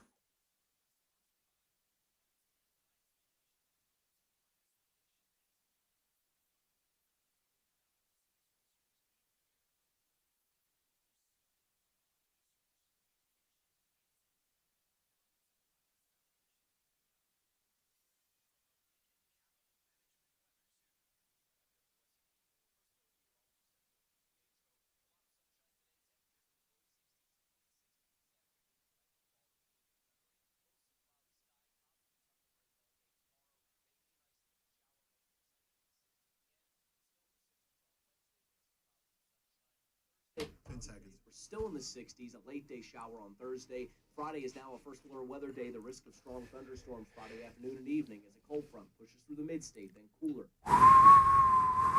Hey, the painisbad.com. Painisbad.com. You're going to go there. Why is that? Wellness Institute Nashville. Going to help you out. Why? Because you got pain. That's why. Check out their new device. It's kind of space age cool. It really is. So Dr. Mitchell, Dr. Ashley, the best in the business around. They have got the Hydro Wave. So this is what it does. It's like nobody else has it. Nobody in Tennessee has it. Period. Case closed. This is it. First and only office in the state that has it. It stimulates stem cells for cellular healing, repair, and restoration. No surgery, no needles, and no injections. So if you think my sciatic sucks, Chad, this is going to be another crappy year. Nope. Dr. Mitchell and Dr. Ashley have you covered. So if you got neck pain, back pain, sciatic slip, bulging spinal disc, herniated disc, you name it, you got it. Get in there and see them today. No surgery, no spinal injections, no painkillers. Bring your MRI, right? Whatever they've got, they're going to treat you. They're going to get you up and running and feeling better than you ever have. How about this? Pain-free life? It's possible with the Wellness Institute Nashville. 615-246-5009, 615-246-5009, or check them out online at painisbad.com for the Wellness Institute of Nashville.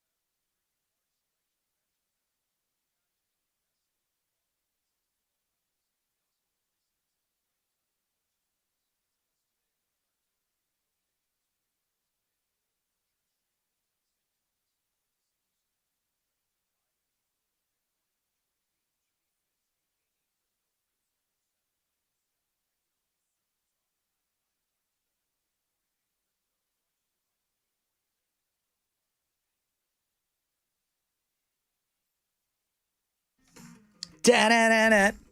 They're young, they're fun, and they're in the workforce. Gen Z. AJ, Madison in here. So I want to talk to you guys about, because we talk a lot, I do the urban word of the day, and we have fun with that, like the words that you guys say that sometimes sound a lot like stuff we've said in the past, but then you guys have made new words out of it, new meanings. But I want to bring you in because you are in the workforce, and the boomers in particular are having a tough time figuring this out. So I want to get your perspective. Let's start with you, AJ, on because I asked you guys immediately, what are you guys worried about? And you guys were like, getting a job, having a job, keeping a job. Yeah. You worry about that? Yeah, I mean, it's kind of difficult now. It's a hard process. A lot of my friends, don't have jobs. They're all losers? College educated. They're not losers. I mean, they try, but, it's kind of tough. And they went to school. They went to school. They got a degree. That used to be like the guarantee. Like, you got the college degree and you're good. But, it's tougher than that now. So now, Madison, do you feel like you guys were sold a bill of goods? Like you had to get a degree, go to college, otherwise you were going to be nothing? Kind of, yeah. Really? Get closer to the microphone. Don't worry, it's not going to bite you, honey. There you go. There you go, darling. It's not going to bite you. So do you feel like, though, that if you're looking back on it now, do you feel like, I don't know if I really need to do all those things? No, I mean, I still think I wouldn't have changed my decision, going back and getting a college degree. And I still think there's value to it, but I do feel like I thought that was just my plan. I never really thought when I was a senior in high school, oh, do I want to go to college? It was more I'm going to college. Where am I going to go? What am I going to do? Were your parents always telling you that college was the next thing you would do after high school? Yeah. Yeah. I mean, they would have supported me if I wanted to do something else, but I never thought about it. But it was almost like that path was laid out for you. Yeah. Yeah, did you feel the same way, AJ? Because I know, a lot of my friends when we were young, because college was just really starting to become the thing you had to do when I was a youngster. Back in the day when your mom and dad were probably the same age as me, that the college was just starting to become the thing. The SATs were super important, and you had to go this pathway or that pathway. Did you feel the same thing where this was laid out? There was no question that you were doing this. Yeah, I think just for the type of job that I wanted to do, working in media and stuff, college felt what the next step was for me. If I wanted to be a welder or something, or if I wanted to do something that didn't have, that I didn't need a college degree, obviously I wouldn't go to college. But if you went to your mom and dad, so here you are. How old are you? 22. And Madison? 21. You went to your mom and dad. You said, Mom, Dad, I want to go to trade school. I think, and because when you guys, because you were the COVID babies, right? So you had your senior years essentially were kind of crushed, or the junior and senior years.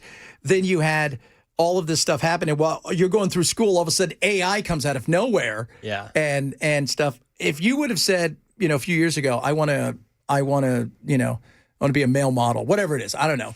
Would they have supported you? Well, I think if I told them I want to go to trade school, they'd call me crazy because I'm not good at any of that stuff. So that's why you're going to trade school. They would know that I'm not. Well, but I don't have any of the basic skills. I'm not even. I think they would support me as long as they know that I have a plan to take the next step. But that obviously wouldn't be a very good plan for me because I'm not good at trade stuff. I'm not. I don't build stuff ever. No, you don't. We know that. Yeah. What about you, Madison? So, if you would have went to mom and dad and said, look, you know what? I want to, whatever it is, you want to go be a welder, right? You know what? You want to be an influencer. You want to, my sister, she said, screw this. I'm great at makeup and hair. I'm going to go do that. I don't want to go to college. It's a waste of time for me. Would they have been yeah, that's great?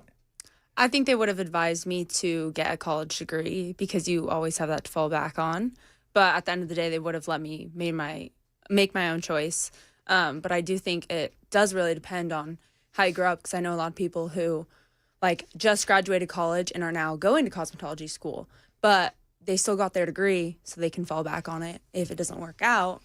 Usually it's the other way around. You go to cosmetology school afterwards, I went to school and this sucks. I want to cut hair and hang out and do stuff like that, and I can't get a job in a building, and because how many of your friends, right, between you two, have got degrees and they're working in fields that have nothing to do with their degrees? Several. Yeah. Yeah. Already. And it's we're a year out of college, so That's the crazy thing, because I have so many of my friends. My one buddy, he went to school. He got like a language degree, an English degree, and by the way, he's killing it. He works. He manages a Walmart in Southern California and makes money that's insane. Yeah. But he's just laughs about it. He's like, yeah, I didn't tell you about the origin of Swahili, but I manage a Walmart now. But how many people that went through, got these degrees, and then now they don't do anything with them? Yeah. I had a buddy that had a youth ministry degree. As you do. And then got a job in concrete management, or got a job like pouring concrete. Didn't like it, and is now working for our school. See, I mean, that's crazy. It's a weird path. But. Talking to our Gen Z kids who work here, and we're talking about like the future and what they worry about.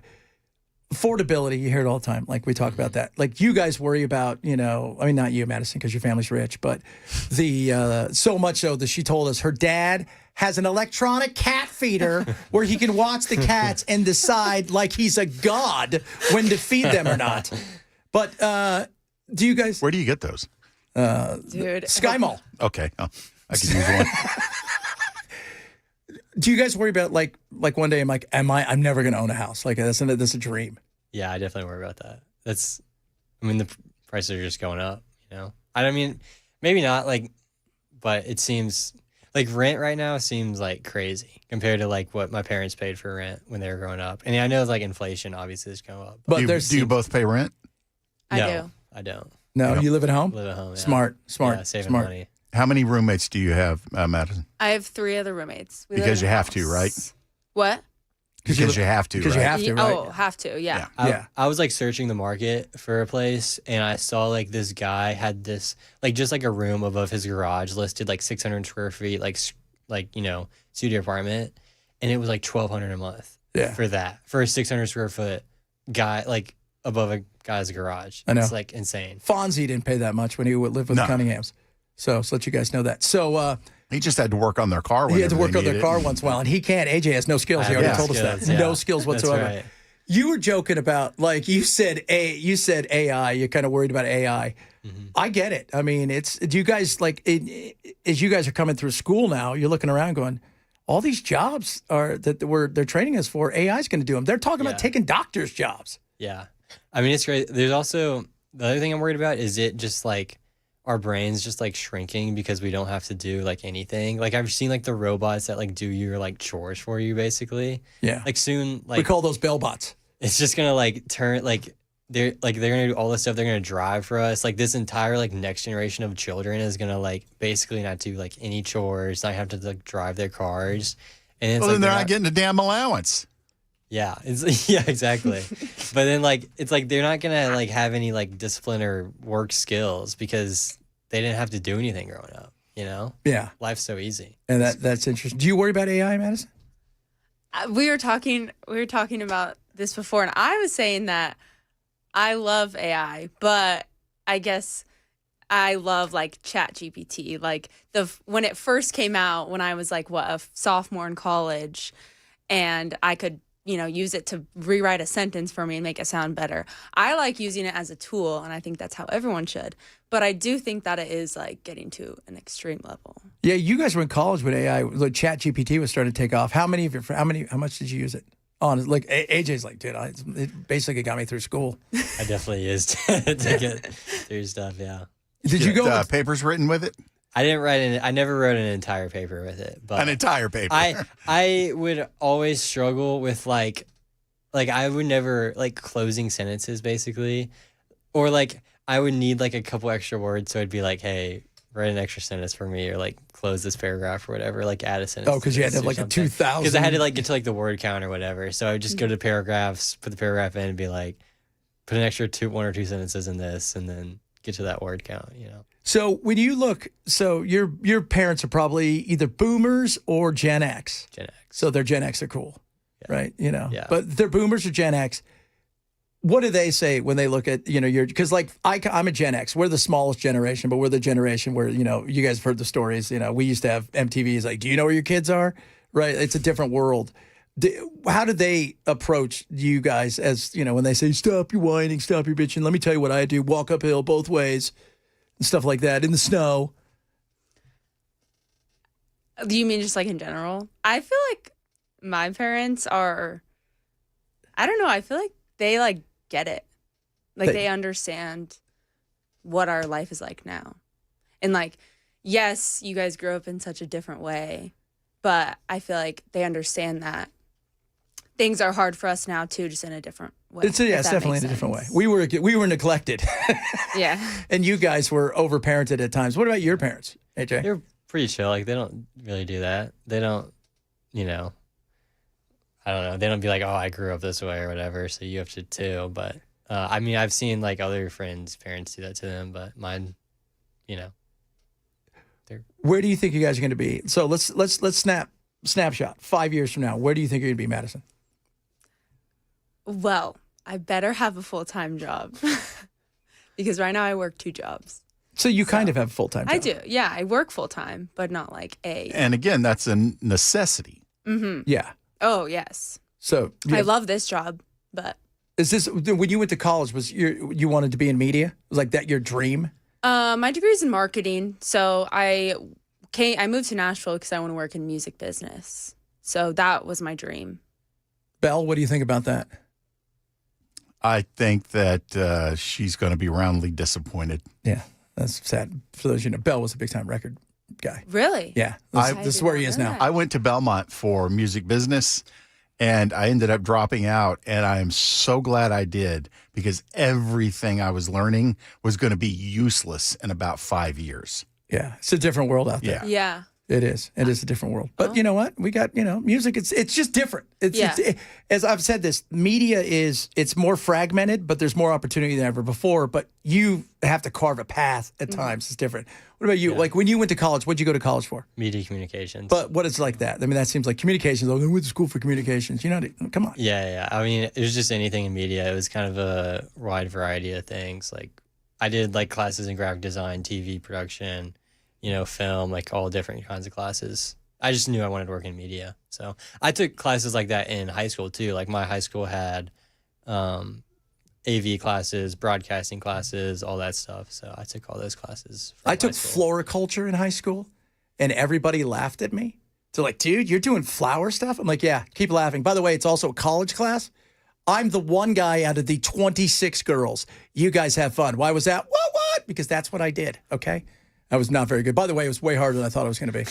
Yeah, it's like when guys would take home ec, it was only just to be hanging out with girls. Yeah, it was. One of my roommates took women's history in college, so smart. He was pretty smart.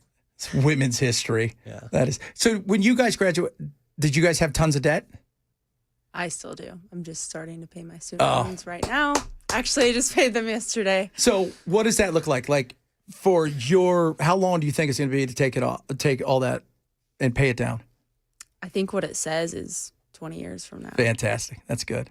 It's good. And I don't have, that much debt compared to what. Yeah, I'm sure you have friends who are like 6 figures in debt. I've heard just horror stories, and I think mine's like pretty manageable. Yeah. But still, it's 20 years. But still, yeah, I saw that, and I was like, it said like 2046 or 2045, and I was like, oh my God, that's insane. What about you? Not as much. I went to a smaller school, got some pretty big scholarships. So for all your skills that you don't have. Had some help from parents. And that's always a good thing. Yeah. Well, I got scholarships for skills I do have. What skills are those? Getting good grades. Okay. He's a good grade getter. Playing tennis. Oh, yeah. I forgot. For those of you know, he's a superstar tennis player. Not superstar. Superstar. Division 3. Superstar. Division 3 bench rider. He would smoke us. He's going to be my pickleball partner. That's right. And we're going to be playing pickleball soon here and some of these money games, so that way you can have another job. Well, hey, I do have another job coaching pickleball. Of course, at Westmead. Lars Ulrich started out as a tennis player. Who? His father, Lars Ulrich from Metallica. Yeah. His father was a famous tennis player. He was planning on being one.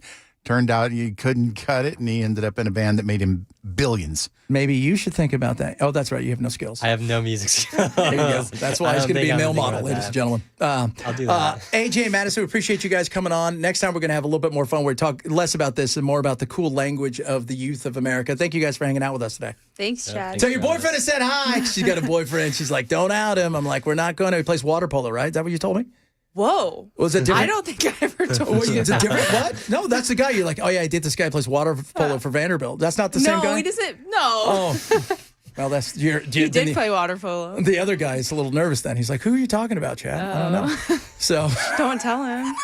more straight ahead, Chad Bench Show. Super Talk 997.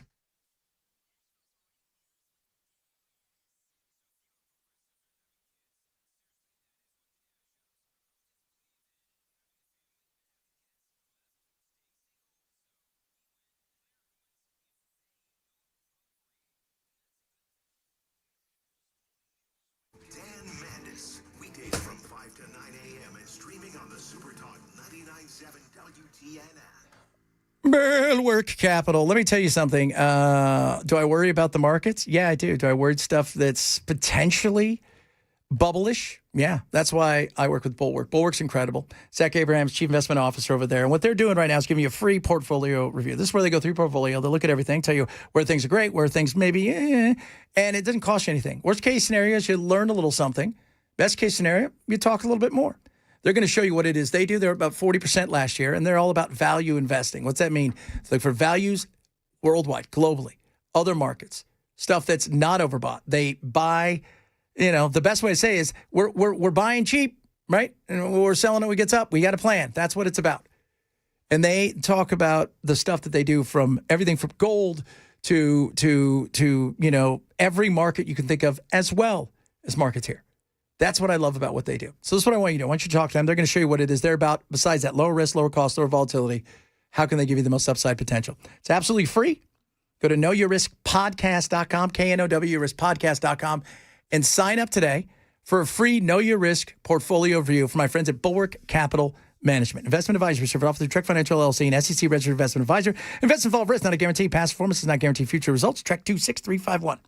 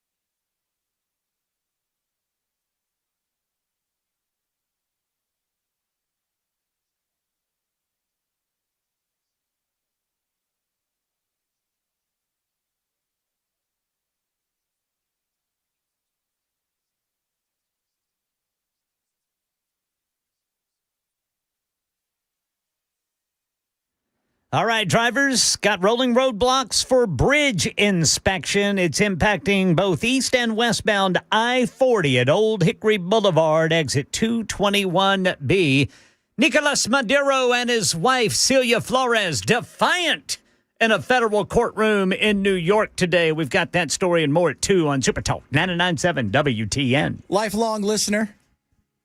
Ready for this? She's 8 as of yesterday. Her name's Savannah Eskew. 8 years old. Loves us. Little Savannah. Little Savannah. Happy birthday. Happy birthday. I think she brought our listening average up by 2 years. By 2 years. That's right. Can you believe that?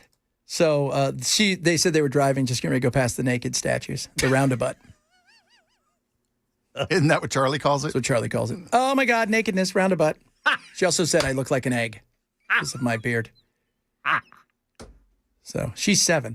The other day, I was telling Belle, Ken, that we're sitting there and I'm watching the football game and it has one of those like promos for all the stuff going on NBC or whatever it was.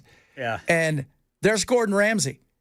And he pops up for maybe 5 seconds. She goes, oh, look, it's Gordon Ramsay. She goes, he yells at people all the time. So how do you know about that? She goes, I see him on the TikTok every once in a while, just yelling at people.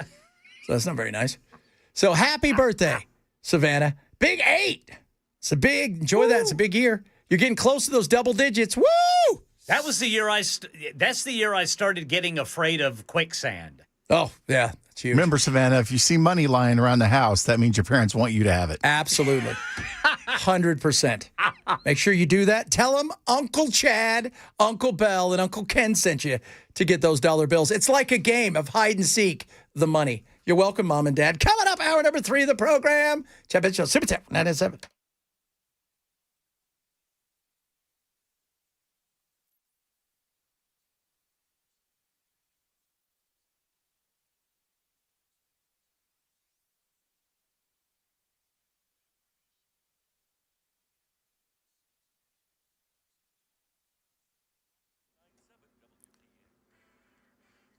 2 o'clock on the dot. I'm Ken Weaver with your top stories. Got the full forecast coming up in 5 minutes. Nicolas Maduro and his wife, Celia Flores, have been arraigned in a court in New York.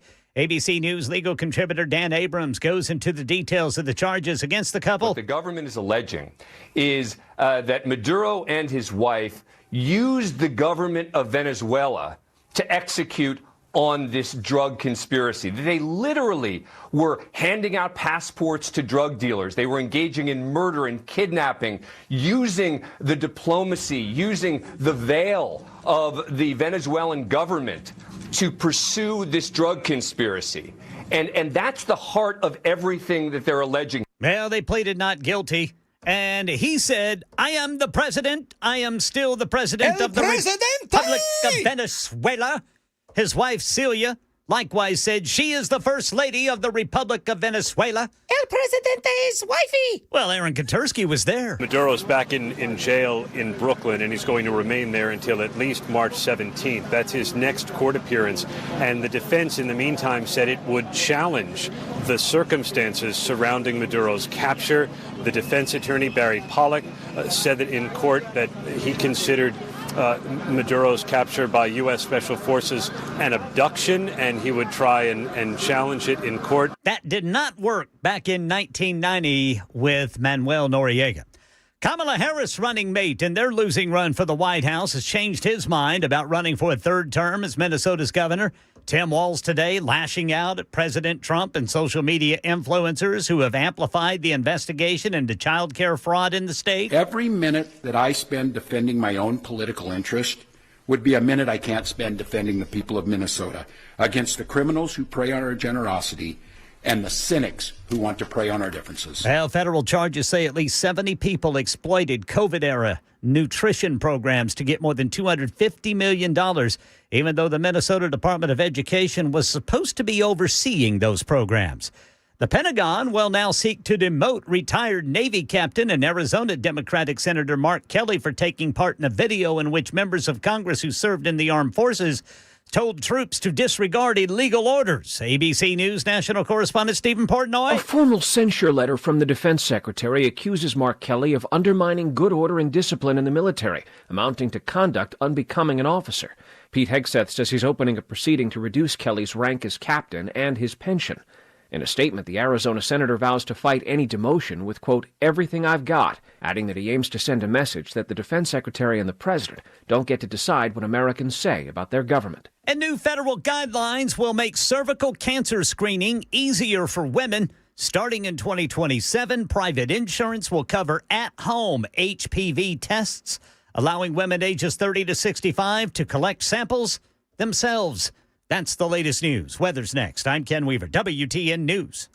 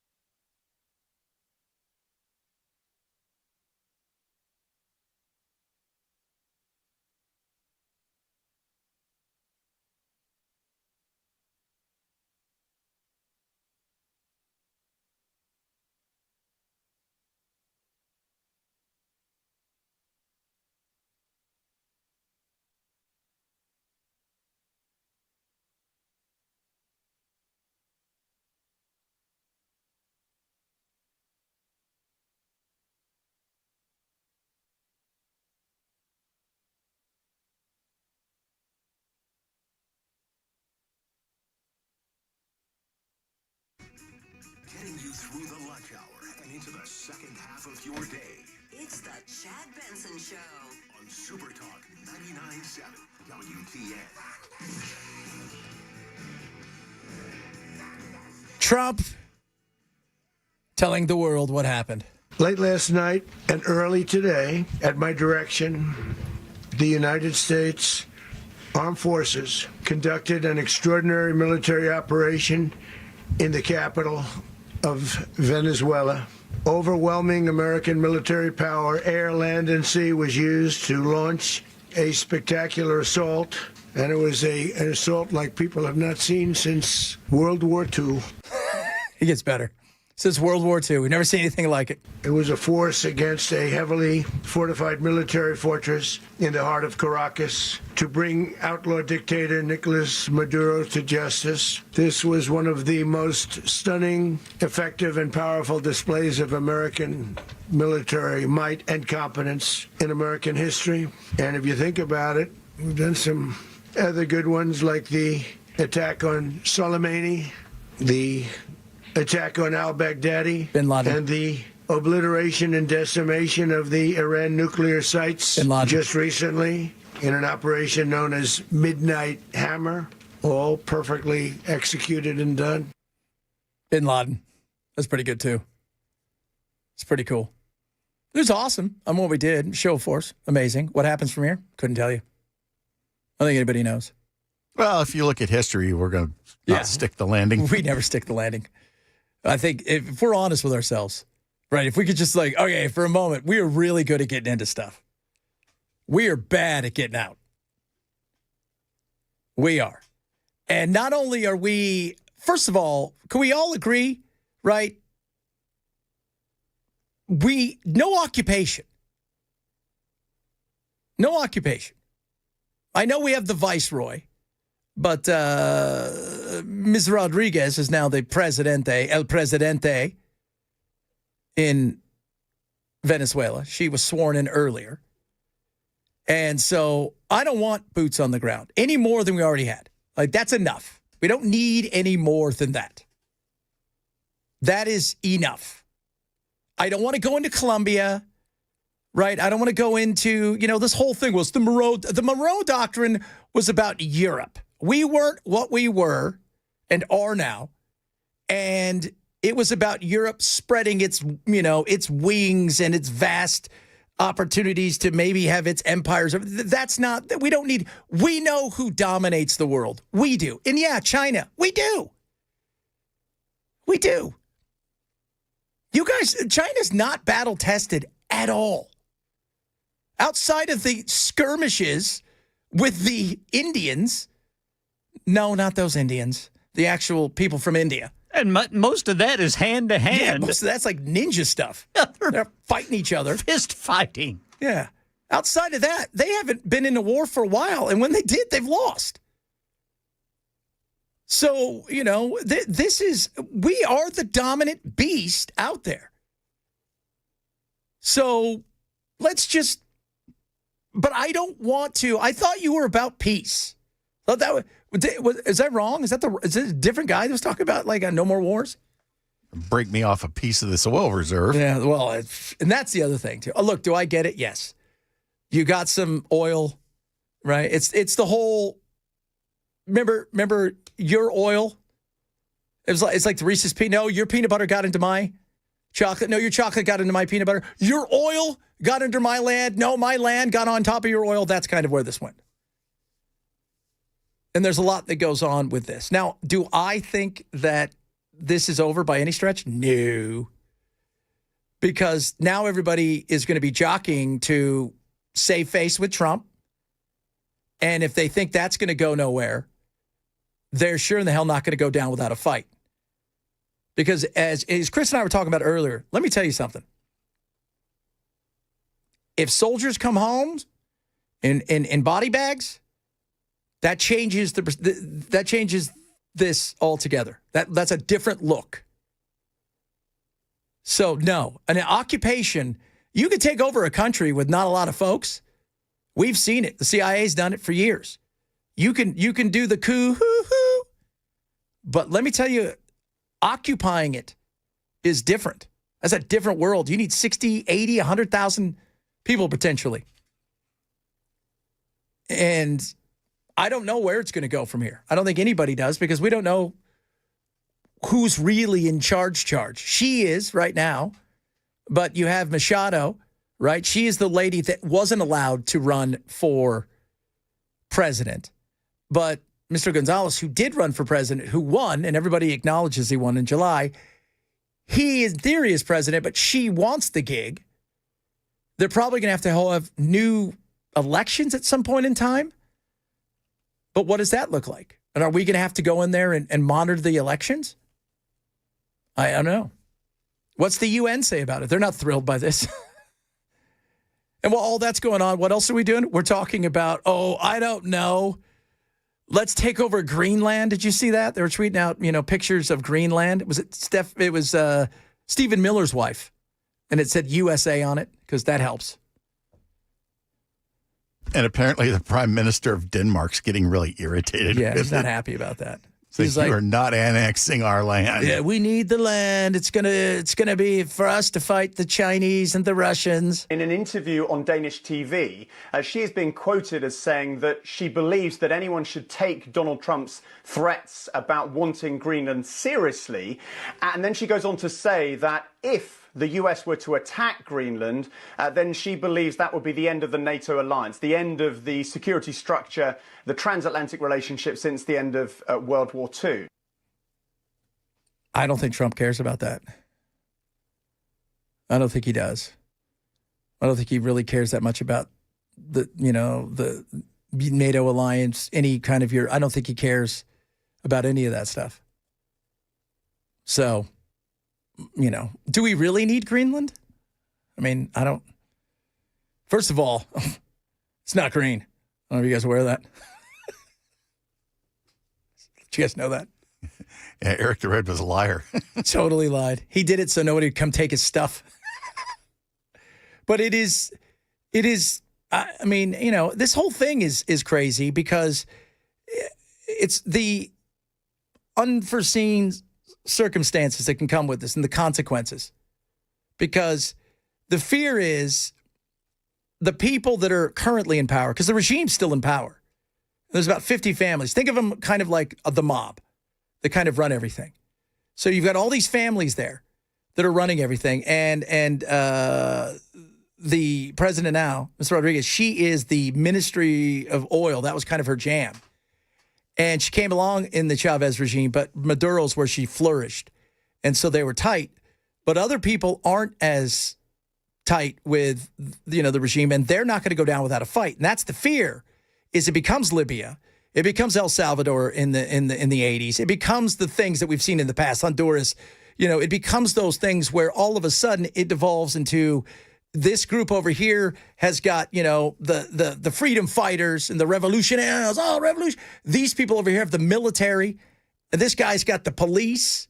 This guy's got, and now it devolves into chaos, which I hope doesn't happen. But I think a lot of people are, they're thrilled he's gone. Okay, great. Now what? Have we thought about the what? Because the what can't be, well, we're going to let Marco run it indefinitely. Or do you think we're going to set up a house for him in Caracas? How funny would that be? Because he's coming after, we know where they're going next. Cuba. But this is all about drugs. That's why we were going into Colombia. So many drugs. I want those cigars. You do? This is really bad. Trump is, by the way, let's be honest. You don't think Trump is dreaming about hotels in Havana? Oh, he is, dude. Absolutely. He looks at pictures of the 50s and just drools. He's like, there's a casino I can't screw up, right? He is. And he's trying to figure out how he can make it so his kids have some sort of pipeline deal in, Venezuela.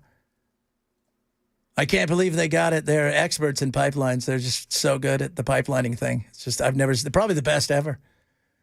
Chevron comes to them every day and says, how do you do pipeline stuff? And they're just like, they're the best. Put us on the board and don't look at our laptops. That's right. That's my fear has always been the Civil War.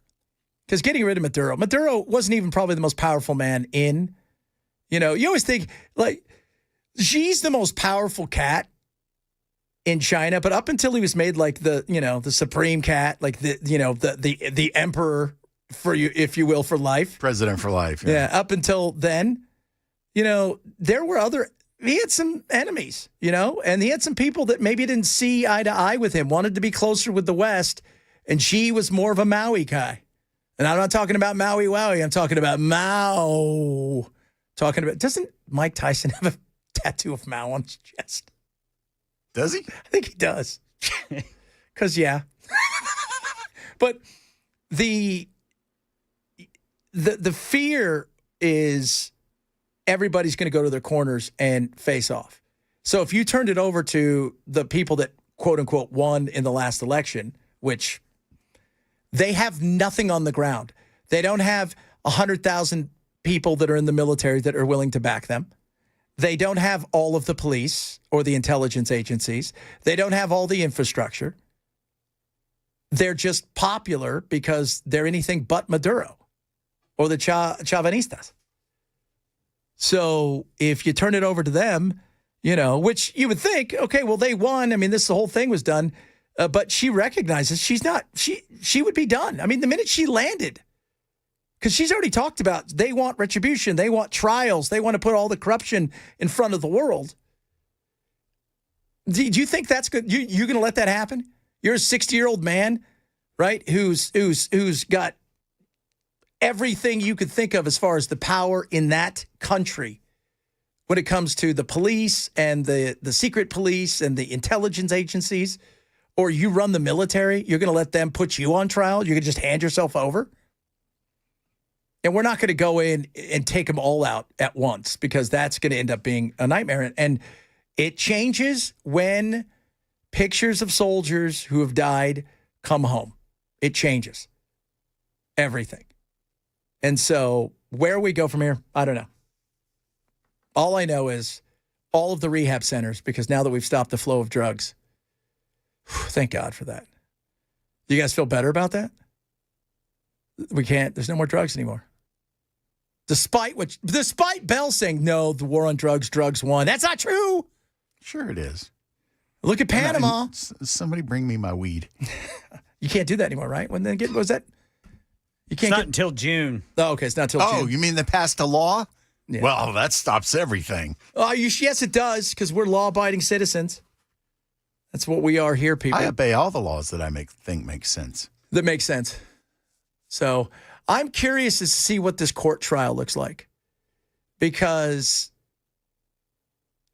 Trump, has talked about once you're president, right, that you would kind of get a pass for a lot of different things.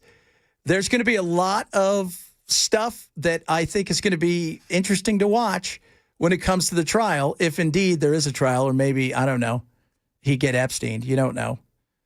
But also, and I'm telling you guys, look out for this. Trump is still fighting the fight that he thinks everything was stolen from him. And Venezuela has always been one of those things that's out there, that Venezuela stole it with the machines and they were able to hack into it. So all of this is going to be crazy interesting in the coming days and weeks. There he is right there. Old Marco. So Marco what is he? He's Secretary of State. He's now the Viceroy. No, it's actually his title's been changed to the Secretary of whatever Trump tells me to do. Whatever Trump. And don't give anything of responsibility to Pete Hegseth or the Vice President. He turns and he looks behind. He's like, Marco, what do you got going on today? I got enough job. Oh, you want one more job? That's what I heard. Fantastic. Yeah, here he's not only Secretary of State, he's acting U.S. National Security Advisor, acting Archivist of the United States, and acting Administrator of U.S. Aid. So there's all of that. And now the Viceroy. Acting Administrator of U.S. Aid ain't that difficult these days. Not anymore. No, not anymore. Not since Tim Walz ruined it for everybody. We should talk a little bit about that. Somalians, you guys are trying to steal all the food. We know who you are. That was funny listening to Tim Walz talk about that. It's been ruined. You ruined it for everyone. Now kids aren't getting fed because of you, and I blame you guys right there. Who's the captain now? I would say Crunch. That's who's the captain. Coming up, a lot of stuff still to try to squeeze into. New Year's resolutions. Have you guys set your New Year's resolutions? We're going to talk about those, among other things. All coming up straight ahead. Chad Benson, Super Talk 99.7.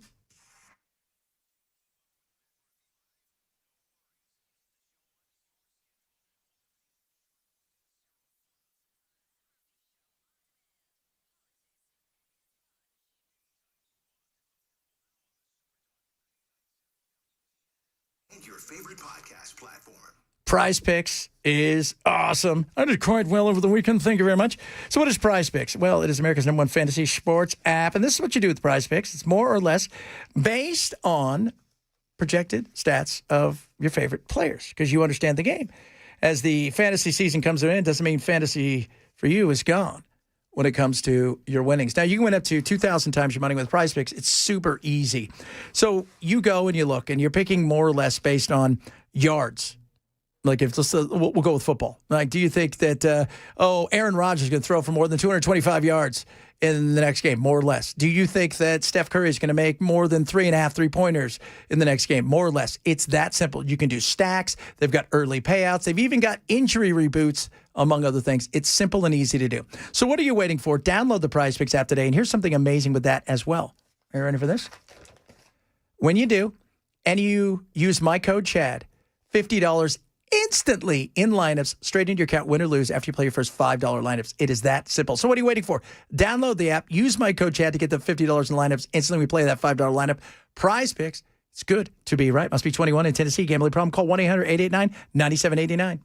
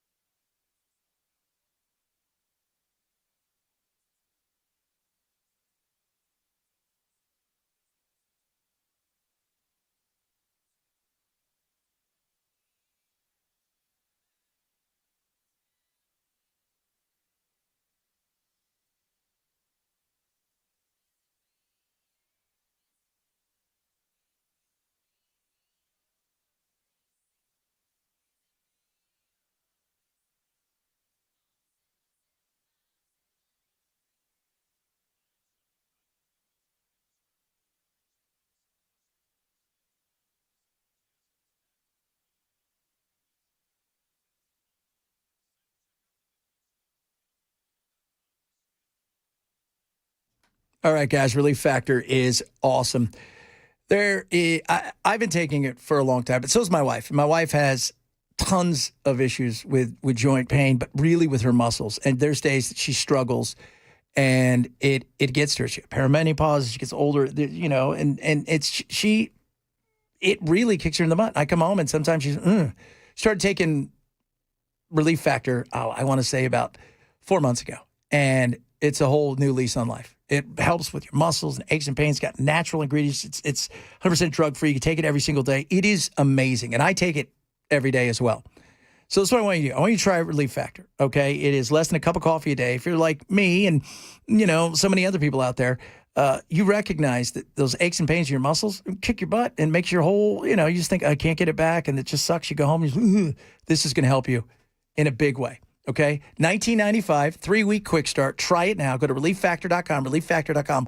Call 1-800-4RELIEF. That is 800, the number 4-RELIEF for Relief Factor.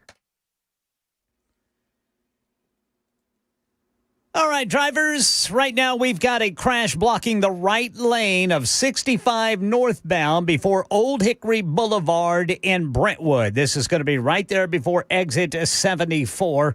We've also still got the rolling roadblock for bridge inspections, 40 east and westbound, right there at exit 221B. That's Old Hickory Boulevard.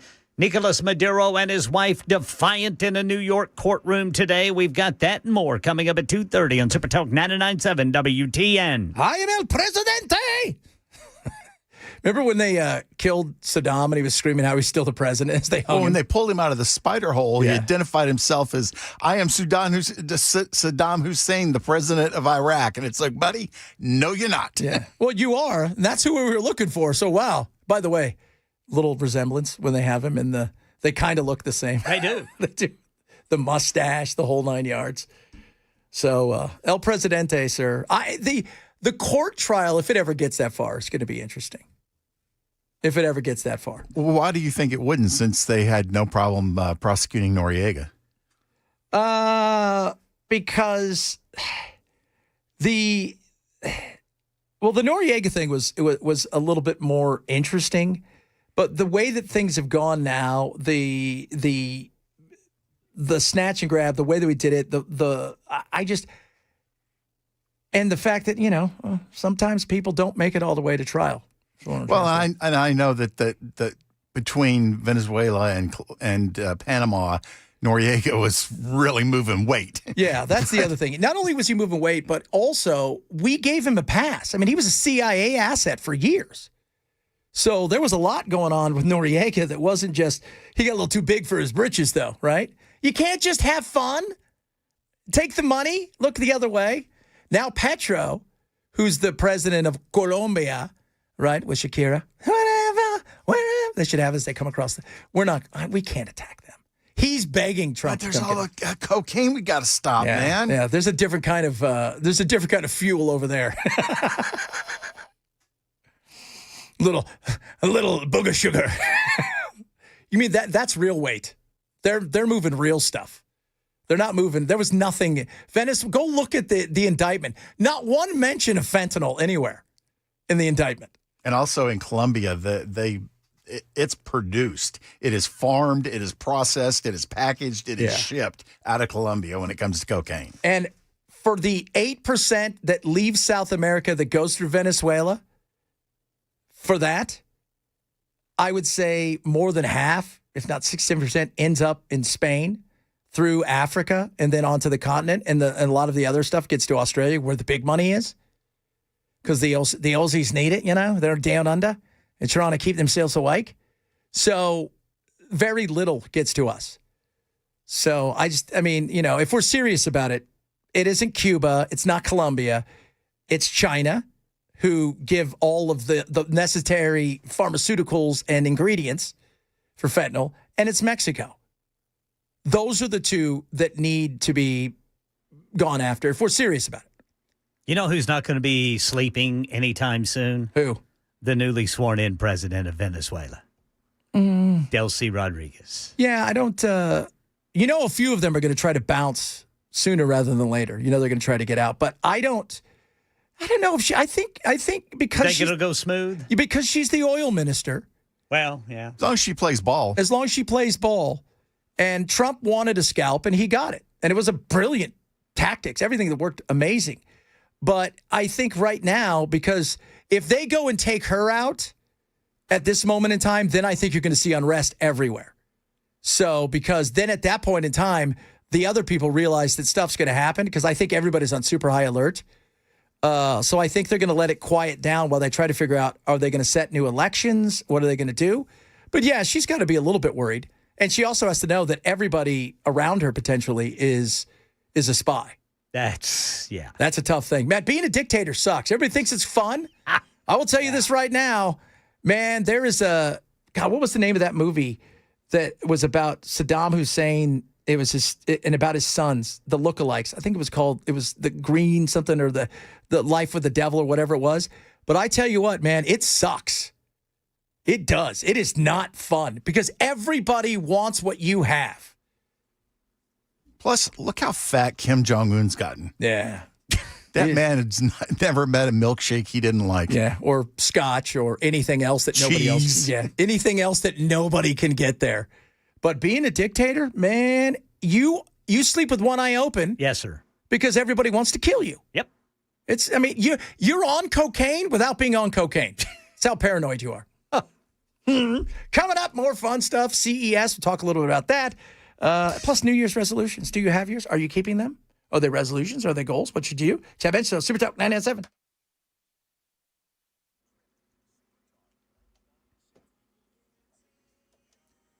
I'm Ken Weaver with your top stories. Just picked up another crash here. This is on the South Loop going eastbound. It's right there at exit 210C.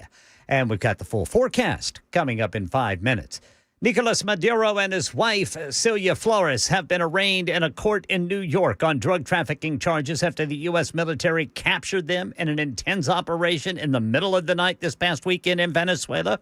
We get more from ABC's Aaron Katursky outside the courtroom there in New York. Nicolas Maduro pleaded not guilty to the 4-count indictment, but in doing so, he said, I am innocent, I am not guilty, I am a decent man, I am still president of my country.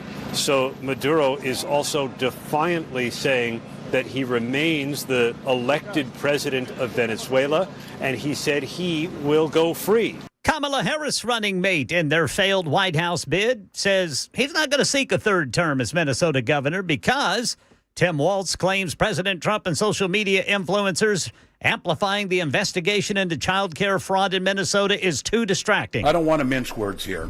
Donald Trump and his allies in Washington and in St. Paul and online want to make our state a colder, meaner place. They want to poison our people against each other by attacking our neighbors. Federal charges say at least 70 people exploited COVID-era nutrition programs to get more than $250 million, even though the Minnesota Department of Education was supposed to be overseeing those programs.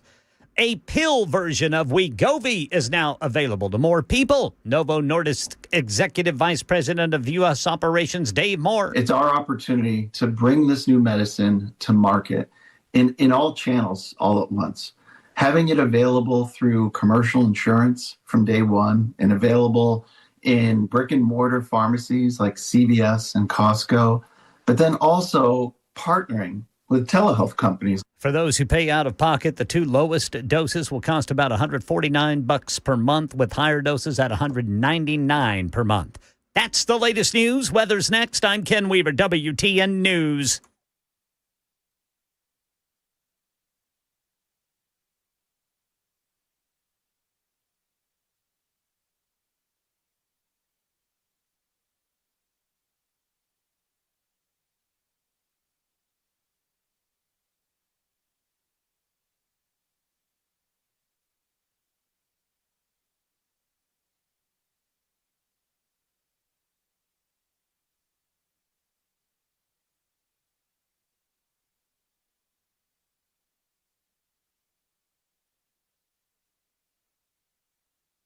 Mixing clouds and sunshine.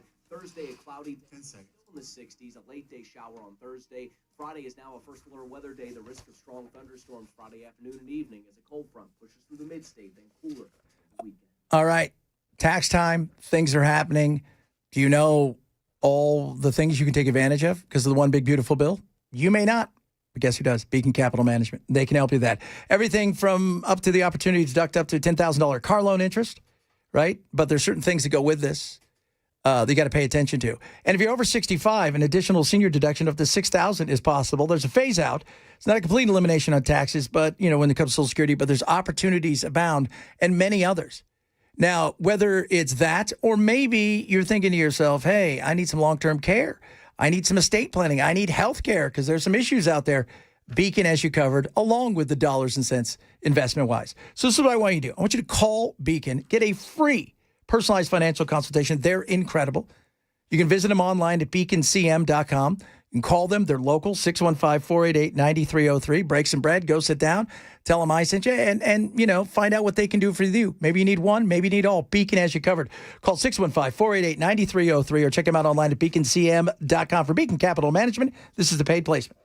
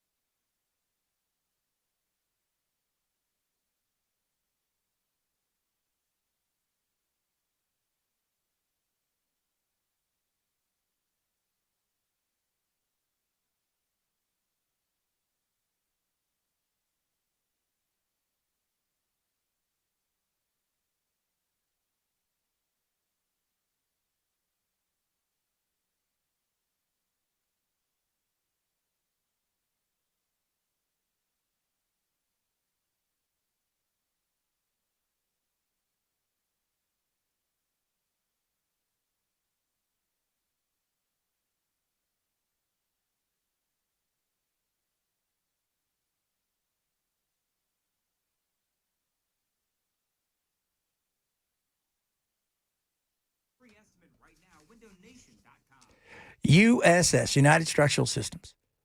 You're the commercials talking about the wetness, the water, the moist, all that nasty stuff that's underneath your house, wood rot, mold. Let me tell you something about mold. Absolutely the worst. Absolutely horrible. Don't let that happen to you. Let USS come out and give you a full inspection, especially as things get colder, right? Next thing you know, we're going to get some pipes freezing. You could get a little situation there where maybe there's a rust. Next thing you know, things you can't see in your crawl space.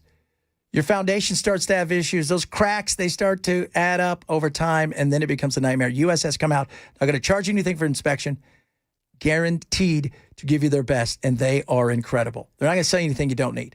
30 years in business, plus 30,000 happy customers. So what I want you to do, call them today. Get ahead of it. 615-488-7855. That's USS, United Structural Systems, 615-488-7855. Or check them out online at USSTN.com.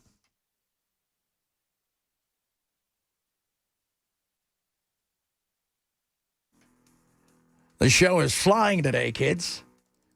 You know, you can always text the program, but you can also leave a voicemail, right, if that's what you want to do. Hey, Chad, it's kind of like that episode of Gilligan's Island where the El Presidente, I can't think of the guy's name, came on there. That's what Gilligan had to call him. El Presidente. They dropped him off there. He got kicked out of office. They dropped him off there, but he was still El Presidente. Anyway, I think you know what I'm talking about. That was called The Little Dictator. And all the... And naturally, he got off the island, but they didn't. He didn't. But yeah. That always happens. Always happens, man. Their luck, I'm telling you what.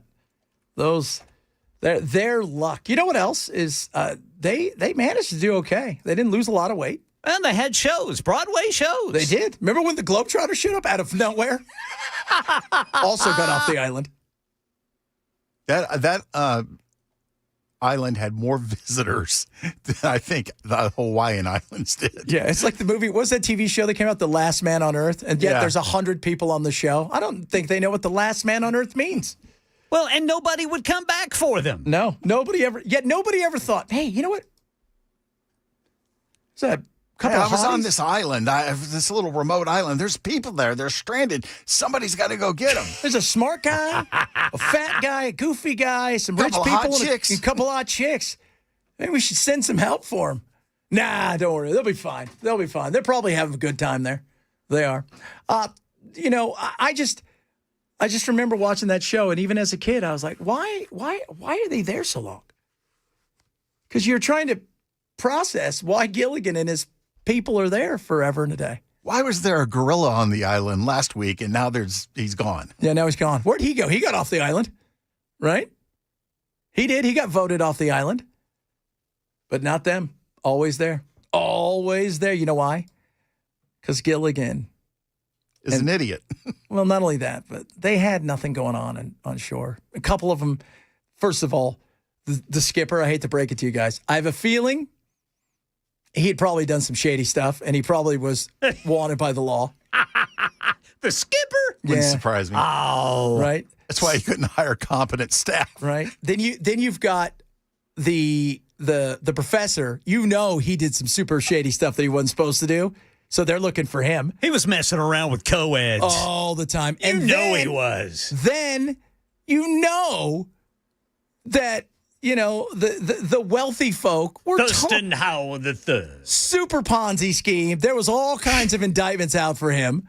Bernie Madoff before Bernie Madoff. Bernie Madoff before Madoff. And those poor two chicks who were running from their boyfriends, right? One of them, you know, was running. Ginger was probably a former porno star, and Mary Ann was the only one with any emotional credibility at all on that island. Yeah, see? That was it. Now that we've ruined it for you guys, enjoy the show. And, of course, Gilligan was a pothead. Yeah, Gilligan. Both on the island and in real life. And that's why they were in all kinds of trouble, right? What was the show he was on originally? Dobie? The Many Loves of Dobie Gray? Yeah, where he played Gilligan. Well, he did the chin thing. He did an episode of Andy Griffith, and he just basically played Gilligan. Yeah, that was it. Like, this was his thing. So, somebody just sent me a meme. The bottle came back. The note reads, "Stay where you are. America's gone crazy." And it's got Gilligan and them reading it. Oh. Oh, my Lord. Do you guys do New Year's resolutions? I do not. What about you, Ken? I did. I really didn't think about one this year. So, I do goals. Right. Though to me, that's always like important because goals are because resolutions. Here's the problem with resolutions. People come out with the most ridiculous resolutions, right? Like I want to look like Brad Pitt. I do as well, but I'm not going to let myself go like that. So wait, what? I was getting ready to say, man. No, but it's like, what the hell's he talking about? I can't eat like that. That's disgusting. No, people want the most ridiculous things. So we've got a breakdown of when it goes sideways. How long do you think most resolutions last? A week. I was going to say 10 days. Between January 12th and the 19th. That's peak failure window. So if you get past that, the odds of you succeeding go up? A little bit. Yeah, absolutely. So now here's the thing. Not this Friday, but the next Friday will be what they call Quitter's Day. That is when a vast majority of people quit. So routines fade, right? Because you're back to work. Your results don't show, right? You've gone to the gym twice. You've had a salad, and you did at least 50 sit-ups, and yet no six-pack has emerged. I am doing dry January. That's no alcohol? No alcohol. That's just fentanyl, Chad. I guarantee you I lose 10 pounds. Oh, yeah. Yeah. So you got dry January. You've got Black History Month. So That's next month. That's next month. Is that what you do? I'm doing that too. But then you've got, what are the other stuff? They have like mustache, no shave, November, whatever, and stuff like that. But dry January, that's big. And you think you're going to lose how much? 10 pounds. 10 pounds. All right. 10 pounds. The first 2 weeks, 30 to 40% of people abandon resolutions. By the end of January, 50 to 60% are done. By February, 80% of resolutions are completely abandoned. Why is that? Simple. It's not goals. You set out things that you were never going to do. There's a great saying in the business world. People overestimate what they can do in a year and they underestimate what they can do in 5. You see people who right now, I tell you, there are people that are working in AI that are not millionaires and they're not going to be a millionaire next year, but in 5 years, there's a chance they'll be billionaires. They overestimate what they think they can do. So you have to set real goals. Like you can't just go, I'm going to look like so-and-so. Say, no, look, I want to lose 30 pounds and this is this is it. And I want to look like so-and-so. Yeah. Don't do the so-and-so thing. People don't forgive themselves. That was a big one too. They cut themselves no slack. So they'll be doing everything great, and then they'll have a piece of pizza. Like, it's screwed. That's it. No, just quit. It's eat pizza all day. Where's the ice cream? That's it. They just because once they kind of go sideways, it comes off. The wheels come off that bus. Right? You've got to be able to forgive yourself. So that's a big thing. The other thing is, and this was pretty big. Can't expect ridiculous and fast results, right? And the accountability. So, and this is a hard thing because saying, all right, so let's say that all three of us say, look, guys, we want to drop 30 pounds, whatever. We're fine because we're all kind of doing it together. But a lot of times you tell people some of your goals and stuff, they're not on the same path as you and they're not trying to do these things. So they don't want you to, they don't want to hold you accountable or make fun of you. So you've got to do it in a real way that's good. By the way, after dry January, Larry says, it's lush February. Somebody says it's stormy February. So that's interesting. Yeah, I forgot about dry January. Like, so you go home, what do you have, 8, 10 scotches? What is it? What are you doing tonight? No, man, I don't drink during the week, but like on the weekends, I'll have it. I will have at least a 6-pack of very strong beer over the weekend and maybe a couple of shots of tequila. There's nothing wrong with that. Remember, a quart is considered single serving. And the problem with the beer I like is it's so good. It's going to be so hard not doing this. So, but that's once, it's like you're not doing it on a nightly basis. No, absolutely not. So, but No, you think I would be dead. Chad, I don't think you understand. The way I drink on the weekends, if I drink like that for real, I would die. I would be pickled. But I've always I do goals. I have goals at home. I have all that stuff. And I don't set ridiculous goals. You know, I want to lose another 20 or 30 pounds this year, but I'm not look, it's like a half a pound a week. You know, and that's stop smoking crack. I already beat that one. Yeah, I'd stopped that a long time ago. Yeah. Crack is whack. It really does make you a quitter. Well, we all have to quit now because Trump has solved the drug problem. No more booger sugar here. I was waiting for my next big brick to come in. You guys want to do you got some yayo? Aw. Yum, yum. The Chinaman's nightcap. The Chinaman's nightcap. Remember that? From Seinfeld. Peterman was, Peterman was. Jay Peterman. He was accusing Elaine of being on heroin because she was eating poppy seed bagels. Oh, Elaine, the river of denial. The Chinaman's nightcap. That is so funny. You guys want to do a little bump? Anybody? Did you know that? You know those stir sticks that McDonald's used to have? Oh, yeah. That had the tiny spoon on the end. They quit making those because people were using them to do coke. Do you remember in the 80s they said every dollar bill had had Coke on it? Yeah. So insane. I was with my buddy Pablo a couple years ago, and he was a stupid dive bar. We're in this place, and he sees this guy that's and I don't drink or anything, and he's like, hey, whatever the guy's name is, he goes, what's up? And the guy goes, do I know you? He goes, you want to do some yayo? No. He goes, do you have some yayo? No. Do you want some yayo? Come on. Then he got stabbed. We're in the right place.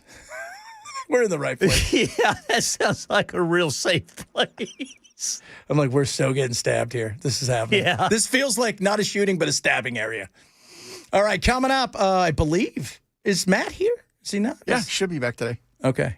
Well, you never know with him. He was moving over the Was it over the weekend? I think he's doing it. Holiday, there's a lot going on with Matt. You know, he's very busy. He's a very busy fella. Yeah. I wonder if he's part of No Dry. Are you part of No Dry? What is it? Dry January? Dry January. You part of that? Me? Yeah. No, I wasn't going to call it that, but yeah, I was planning on quitting drinking for a while. I think we call that an intervention. Oh, Lordy. Quitting drinking sounds like a country song title. I was quitting drinking because when I do, nobody likes me. Well, there's nobody around to like me. I just drink alone. Oh, and that's even sadder. Oh, Bell, ladies and gentlemen. We'll wrap it up straight ahead. Chad Benson Show. Super Talk 99.7.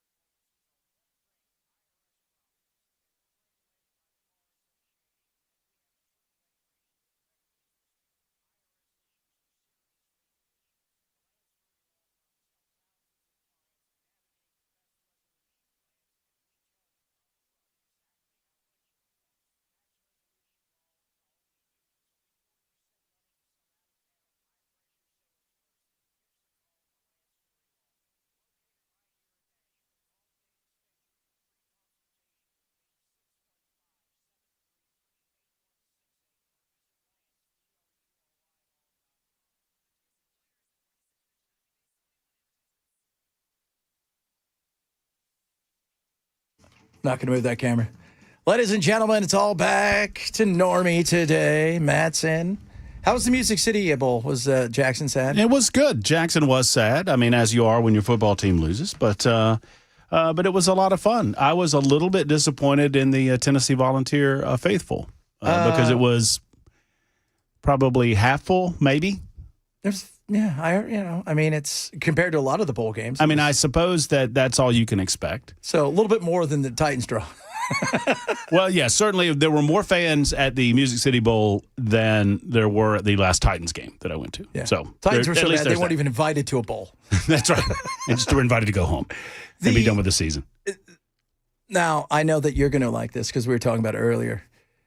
Was it kind of fun watching all the Bama fans just rail all over Indiana before the game kicked off, how they're going to walk and stomp all over these guys, and then to find out that, oh, my God, this team's real?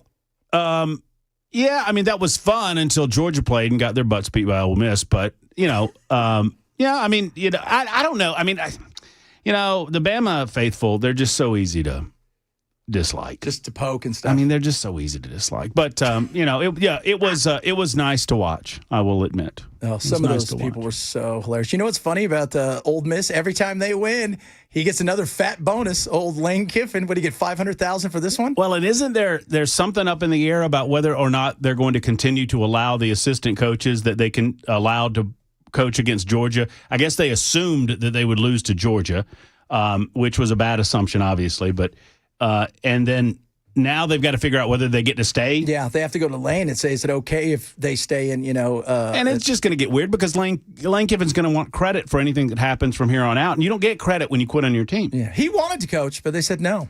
You know who gets credit is that Chambliss kid. Good gracious. God, was that an amazing game? Could not miss a pass. That was such an amazing game. College football is so awesome to watch. Yeah, I love it. It was just so awesome to watch. So I bet that was a good game to watch if you weren't a fan of the Georgia Bulldogs. If you weren't, there was again across the board. It was a hell of a game. But yeah, Georgia, I knew we were going to lose when we couldn't get across the finish line, and we just left time on the. I was like, no, it's not going to work. So I'm pumped. Ohio State out. So you got Miami. I think Indiana wins. Huh? I think Indiana wins the. I think it's Indiana, Oregon. I think the winner of that game is going to be the winner of the whole thing. Because I think those two teams, Miami's good. Miami's defense is really That's their defense. Defense wins championships. Really they punch you in the throat. Really good. Those are some men over there. I just don't want Carson Beck to win a championship. Oh, yeah. There's just a little disdain right there. Weird. He did good things for you guys. You guys hate him now. He's a college quarterback. He's driving a Lamborghini to practice. It happens. It's garbage. Okay. It's just trash. It is. That's trash. That's 100% trash. You're driving up and parking next to kids that just want to play football that are, I'm not pretending they're poor, and you're driving up in a Lambo. It's just, that's trash. I think it's trash. That's super trash. I agree with you 100%. That is the money, though, they throw around for these kids. Man, these guys are fighting to stay in school for the next 12 years. I think Miami paid him $4 million. Yeah. I think Trinidad Chambliss is going to get like $4 million if he gets to come back to Ole Miss. It's a lot of money. It is a lot of money. But I'm an old timer now. Yeah, I just talk like about the old handshakes. The good old days when you played for pride and handshakes with the boosters, wads of cash and in the boot. no-show jobs. right. Remember the good old days when you drove around a brand new Ford pickup? Yeah, one of those. I used to water their lawn. They don't have a lawn, but they said I watered their lawns for $4,000 a month in a caddy. Pebbles. What are you talking about today? I don't know. Anything going on? We've got a lot of local that we're going to discuss today because of this Columbia Power and Water situation that is coming to fruition. It's going to impact a lot of the listening audience. If you live in Murray County, if you live in Giles County, if you live in any of the surrounding counties in and around Columbia, then you need to listen to the show at 4 o'clock and 5 o'clock today, because at 4 o'clock we got a representative from the Columbia Power and Water System to describe the $550 million that they're attempting to borrow from the state, and they're going to charge their ratepayers over the next 5 years plus to pay that money back. So basically what you're saying is the people, they're borrowing the money for you guys to pay back.